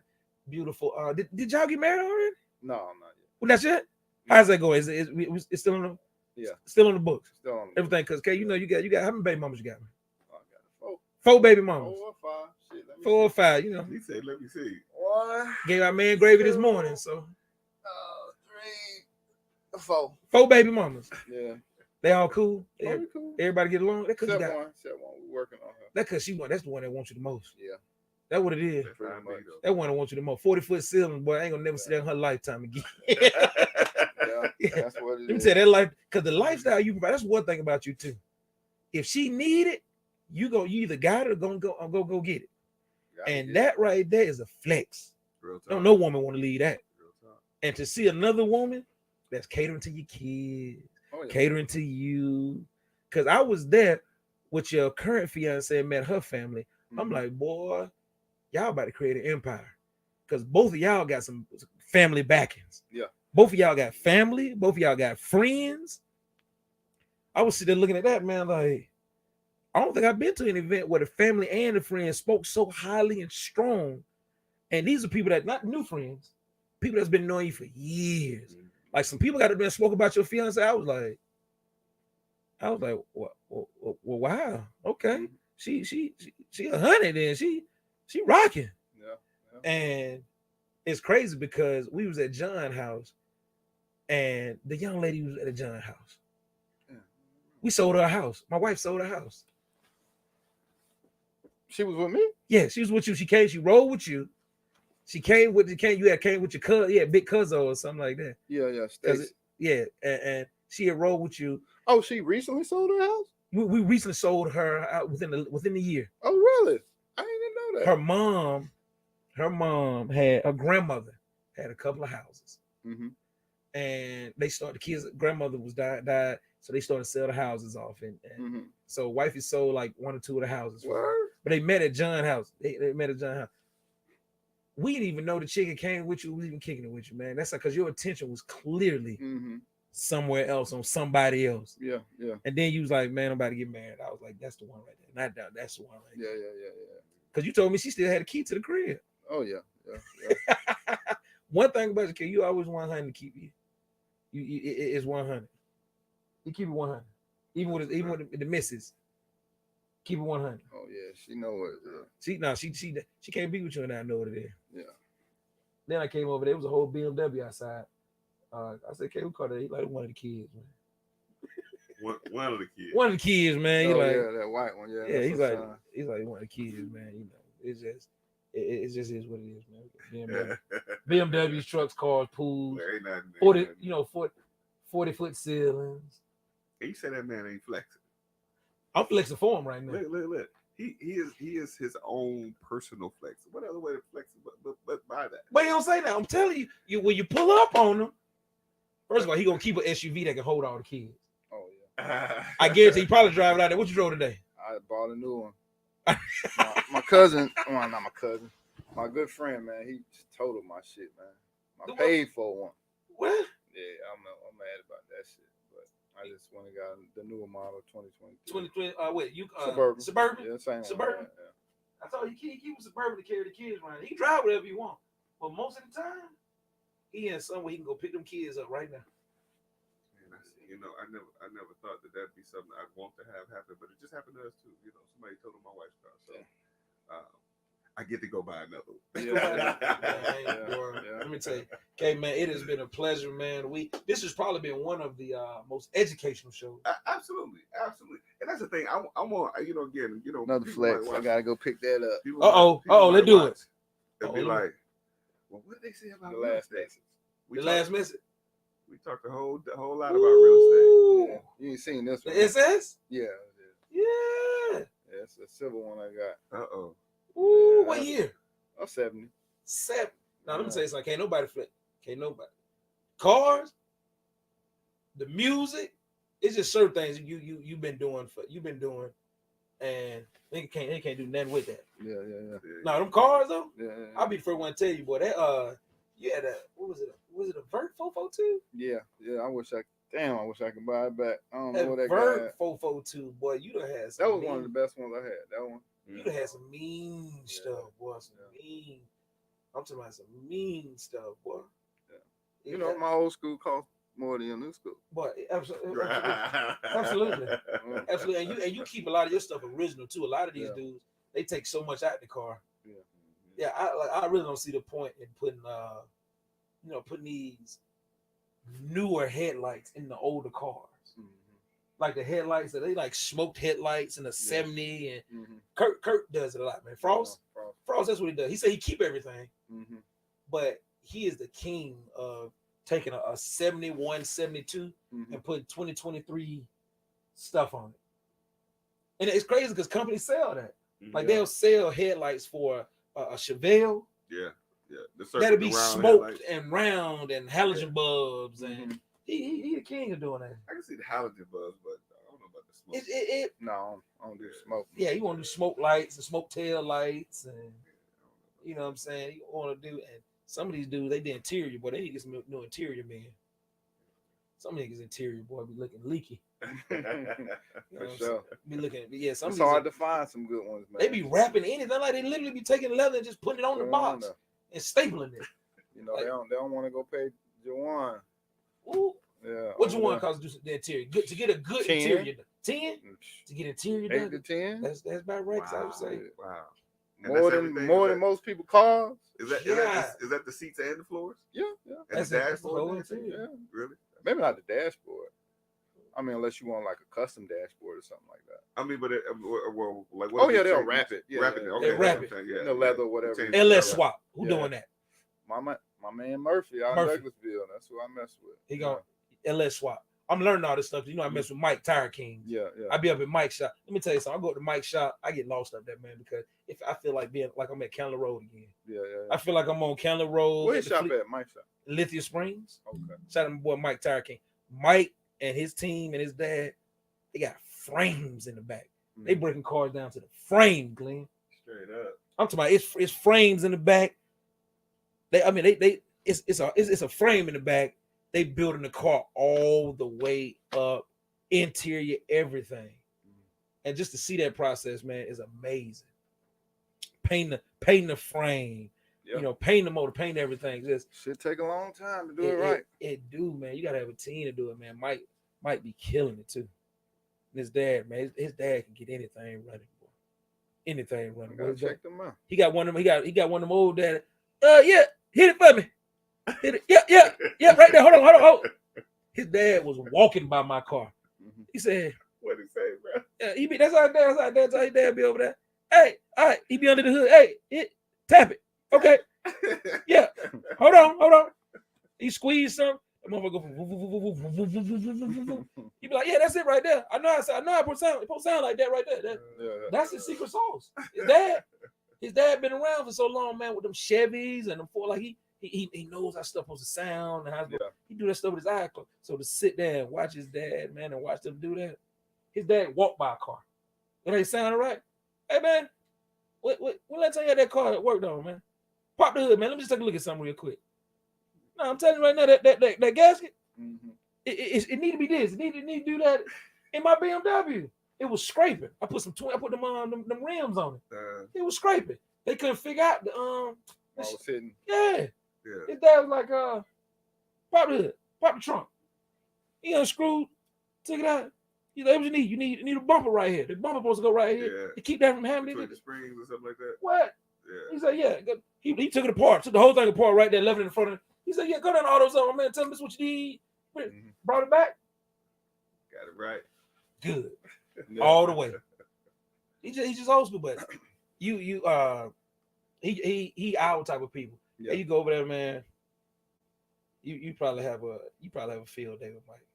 You probably have a field day, man. Because when you talk the language, you speak the lingo, and he got a bunch of cars over there where some of them guys, man, be getting jammed up, man. They be leaving them cars. They be like, all them. That's how you get them. Every time I go, he going to do short sale on cars. That's exactly what they doing. Hey. You know, they owe 15 on it. They need the 15 right now. Yeah. Like, boy, I give you 11 for it. Right. Might be like, man, you don't need no more than this right here. This right here. You know, do this right here. Like, you give him 11, man. Plus me another 65, man. You got 17. Car done. Yeah. I be going over there, man. The car be sitting on nothing. Straight Rucci steering wheel, leather done. Like, what? He's like, yeah, he doing this with, man, but he got jammed up, man. He been gone about 4 months. Damn. So you bought cars from places like that? You know, like a short sale on the car too? From homeowners. I mean, from car owners. Yeah. Oh, okay. You know, every now and again I miss out on the deal. You know what he's describing, where somebody get jammed up, they get locked up, and you know they gotta sell their stuff. I always miss them damn deals. But. Or sometimes they just don't be caring, man. They be trying to get into something else. Yeah. They be like, man, I got my Chevelle, man. I'm trying to get me an Impala. I got an Impala, you know. He want 55 for the Impala that's done. Mm-hmm. I got the Chevelle, man. I want to get 25 for it, man. What you give me for it, man? I give you 18 for it, man.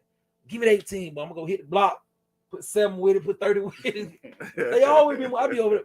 I take my son with me. I take Ari over there. Yeah, he be amazed. Yeah. We're gonna go rap, man. I gotta go pick some kids up. What so Kendall, do you teach this stuff, man? The short sale stuff? Hopefully, man, this year, man. I need to get off my ass and just, you know, put my product out there, put my face out there so people know that, you know, I'm him.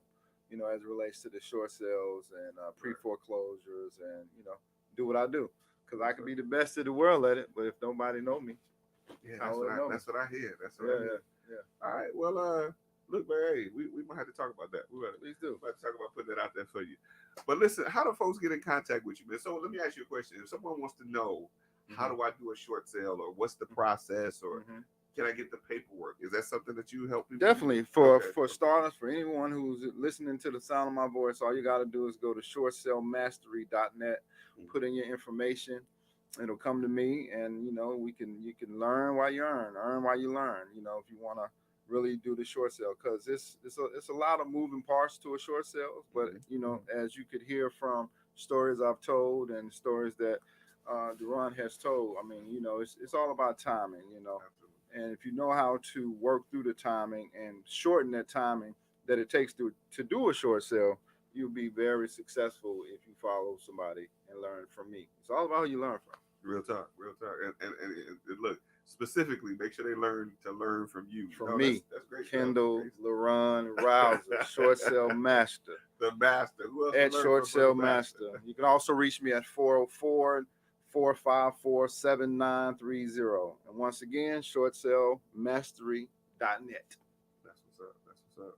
Take us on home, brother Ron D. Man, I want to thank everybody, especially people that's texting me right now, telling me to sit up. I'm actually just chilling. I would chill. I got people texting me trying to sit up.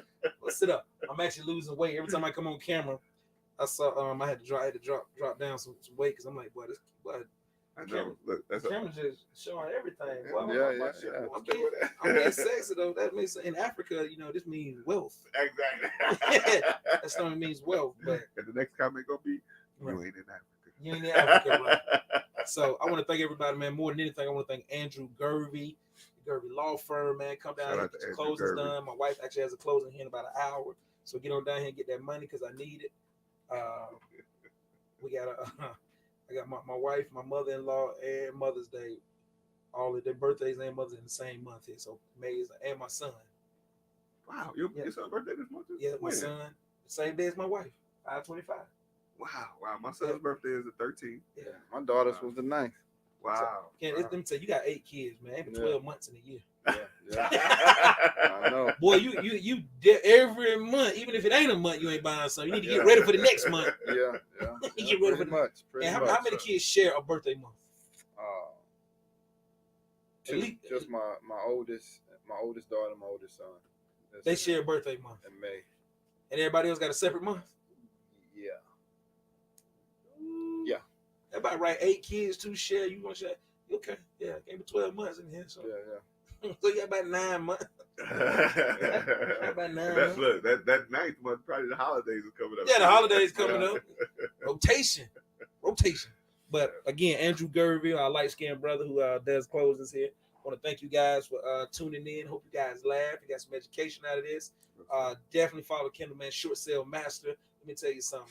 I don't care what he's selling. Buy it. Buy it. I don't care what he do. Wherever he at, go meet him. Go link up. I want y'all. Don't miss that. This man said he got a house for $5,000 that he put on the market for $99,000, and that's without even doing anything. Don't miss that part. Need Ron D, what you got going on, man? Let me tell you something, man. We've been having hella success, man, right now with the $900 text to 10K. So we putting everybody in our software. Copying it. Yep, there it is. They pay $900, and they pay $900, which is a digestible amount. Yeah. And we put them in the software. They started texting, and we got a guy who started Saturday. He already got like 5 deals from texting. That's what's up. And my wife, who's a broker, it then goes over to her. She looks up the values. I drive by and we're making an offer. We probably in the last 2 weeks probably got about 10 deals that we're going through. I want to say maybe 3 are going to work for wholesale. The other ones are going to be probably listed by wifey, but I'm excited about this program. I'm excited. Let me ask you a question, because I heard you say that last time we was on the show. I do that with some of my students. I want to talk about a possible collaboration. I'm putting it on there, possible collaboration. I do that with some of my students, but I don't really have them invest that part. They invest the overall part. But I think I want to scale it down a little bit and do something like what you. Man, it's perfect. I got a group on WhatsApp. That's how we have group communicate with everybody. So I don't have to do any coaching in that sense.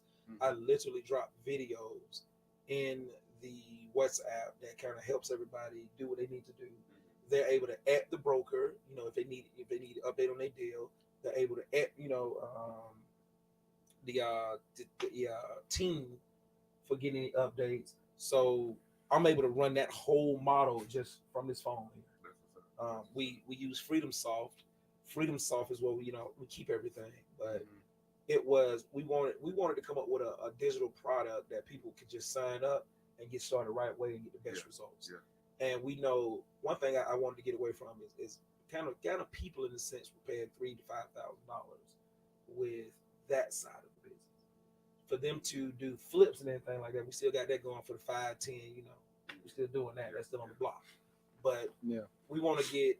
That's a lot of liability for the results as well. But something that you can just wake up and like 4 people signed up, and $900, and we work with you. Everybody ain't paying us. Some people like, man, I got $650 right now. You're like, cool, run it. $650. We put you on a payment plan for about 30 days, and you keep rolling. But the thing is, it doesn't require me to have to do a coaching call. I ain't got no coaching call. I ain't got if stuff comes in my head, I'll take my phone out and just shoot a video about it, and then drop it in there. And everybody just got coached. Everybody just got, but one to many, yeah, absolutely. And they're coaching themselves in kind of a in that group, because they say, hey, I went by the house and said this. What do you do when you do this? Do we have the contract? Okay, here's the contract. Contract is in the document. They can click right there. They can click in WhatsApp. Document comes up. They can go get a contract signed. And they can drop that document right back in WhatsApp. Now we got a contract. So we are digitally moving people around and giving them opportunities for an affordable price that doesn't require me to have to be so involved. That does make a major difference. Yeah, it does. Because when we do the 3,000, you know what it is, man. Sometimes you don't even want to do that coaching call, man. Because you're like, bro, you're doing the same thing you did last week. Yeah. Nothing. I wasn't doing 3,000. Yeah, 3,000. Man. Mine was 10. I did 10,000, but I tell you, even with the 10,000, man, it's still. No, you're right. Still Nobody moves. Nobody moves. Like you need them to move. Yeah, we did. We were doing 80,000 a month, and it was the people. The people, like I can tell you right now, somebody can pay Kendall $50,000 right now. Mm-hmm. Annoying is annoying. Yeah. Annoying is annoying. Like they pay that money and they think they own you. And that hasn't been my experience. Yeah, you don't own me, and the liability that comes with, that, I kind of wanted to get away from a little bit more. I kind of wanted to meet people and make it. I wanted to go Walmart. I wanted to go Walmart instead of Saks Fifth Avenue, instead of Buckhead. I wanted to go Walmart because we all know that if you want a phone case for your phone, they got them at Marshalls, TJ Maxx. They got, you know, if you go to Walmart, you're gonna catch one for $10, $12, maybe $5. Or $7 on Amazon. Seven on Amazon. But you know, and I kind of wanted to, and I wanted to be able to a number that they could digest, which allows me to focus on my clients who are paying, you know, $5,000 or $10,000 for flip coaching. Got it. So, but even with that flip coaching, man, you know, it's like a lot of liability comes with novice. So, yeah, I got a little bit of that going on myself. Yeah, you got because it gets scary for them. You know? Yeah, it is very scary, and I'm gonna tell you, anything that goes wrong with that project is your fault. Yeah, it's your fault. Ultimately, yeah. You chose to work with that person. Yeah, it's like telling your son to drop a transmission. You like he dropped the transmission literally. You like, bro, it's your fault. This man don't know you're not supposed to do that. Right. He don't know you're supposed to drain the oil before you put more oil in it. He thinking like shit. The oil gone, ain't it? You need an oil change. Right, put that new oil on top of the oil. On top of that old oil, man. It's all oil. it's all oil. So if it ain't oil, it's oily. So ultimately, that becomes all of your that becomes. So my wife and I, we made a conscious decision to invest and do only things that we can run from our phone.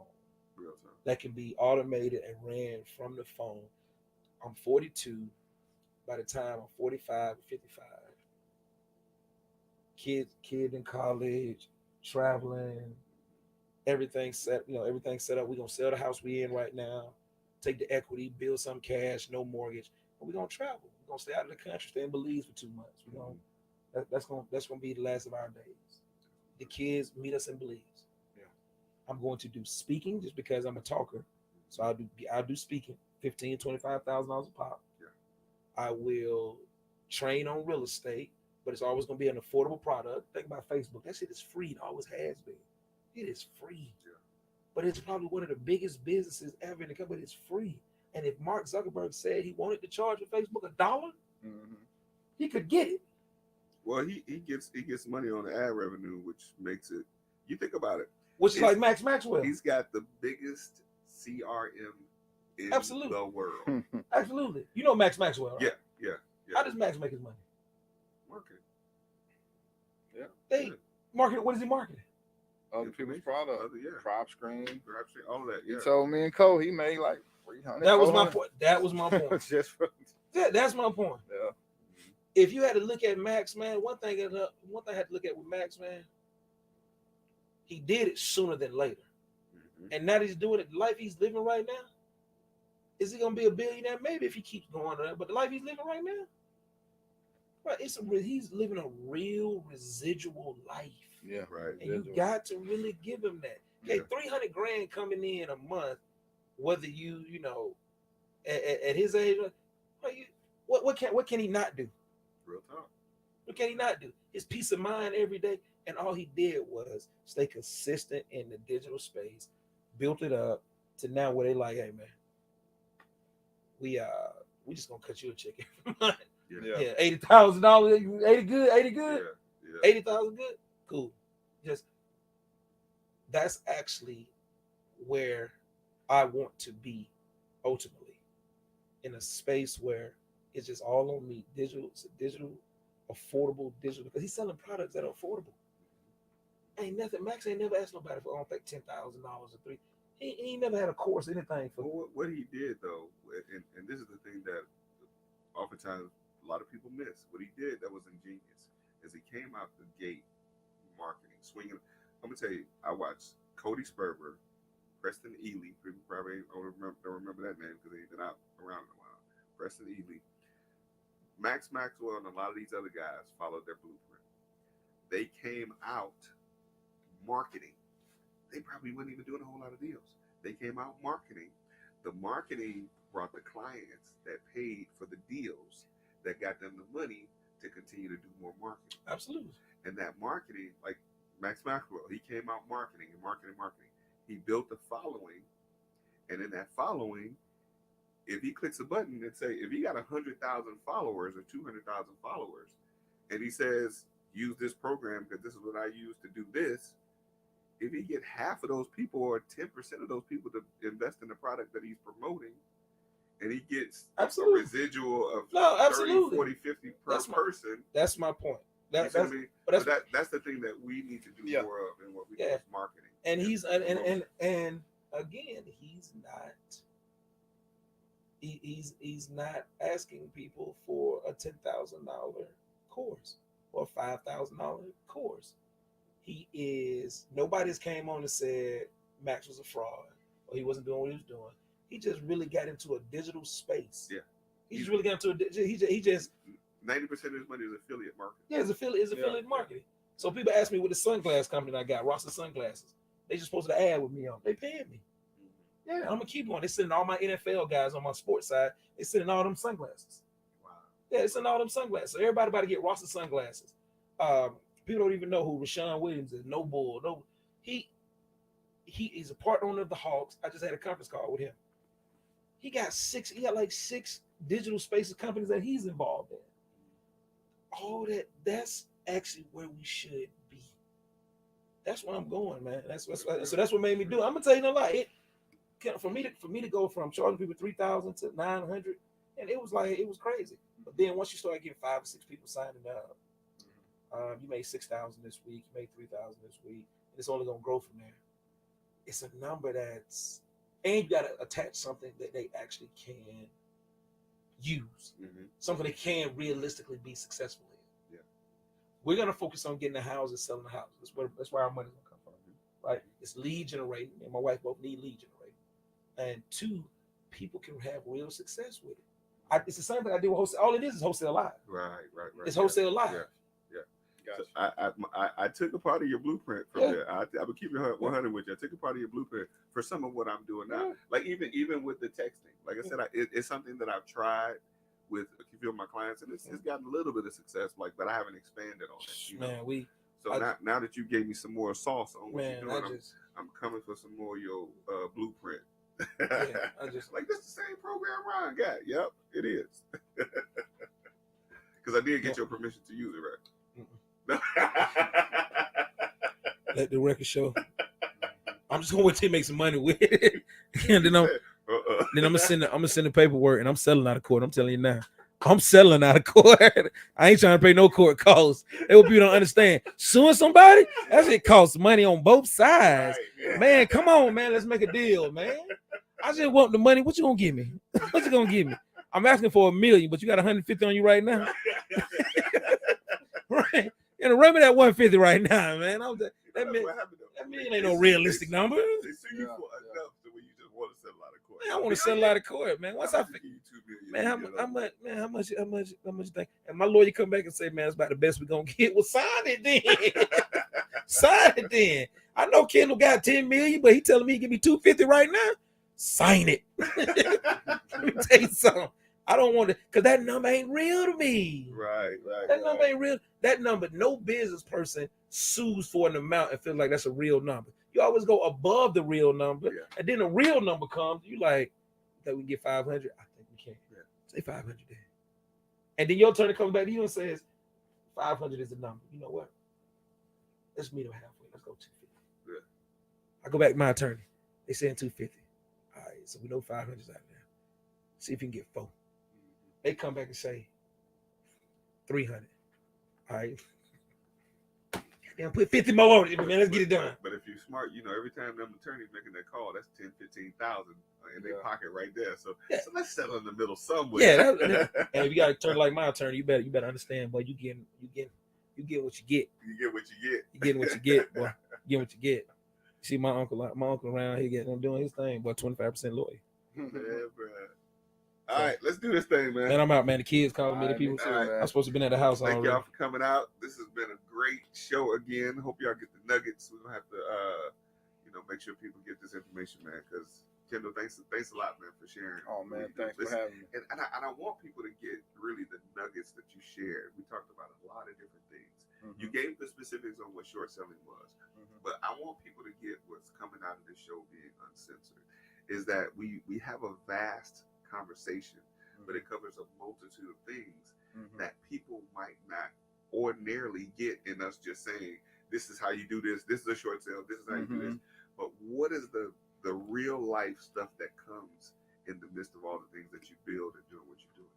And bringing your kids to closing, people might not know how valuable that is. Yeah. You see, so that's why this platform that we're curating, and we're still curating, is for those people. It's an SAT word, curating. For those that graduated. Look, I always got to drop one. Yeah. I never took an SAT. I don't even know what it looked like. Yeah. But yeah, this particular platform is for us to reach into the minds of those people who say, okay, I know what wholesaling is, and I know how to do it, but what are some of the specifics around, like, what am I going to run into a title issue? Am I going to, like, what if I don't have what am I going to do with my kids if I got to go to a closing? Yeah, you see what I mean? Take them jokers with you. Yeah, you see what I mean? Like I did. Right, exactly. And these are the things that we want to make sure people understand in what we do. This is real life real estate investing, and this is the Uncensored, where we break it all down. And with that being said, anything you want to share before we go, man? Stay healthy, be blessed, and love life. Real talk. All right, we out. Man, we out, man. I gotta go to the strip club. I'm trying to go see some ass and titties. Let's see, we use the word uncensored so we can get away with saying stuff like that. Thank y'all for coming out. God bless you. Good night. God bless you. Good night.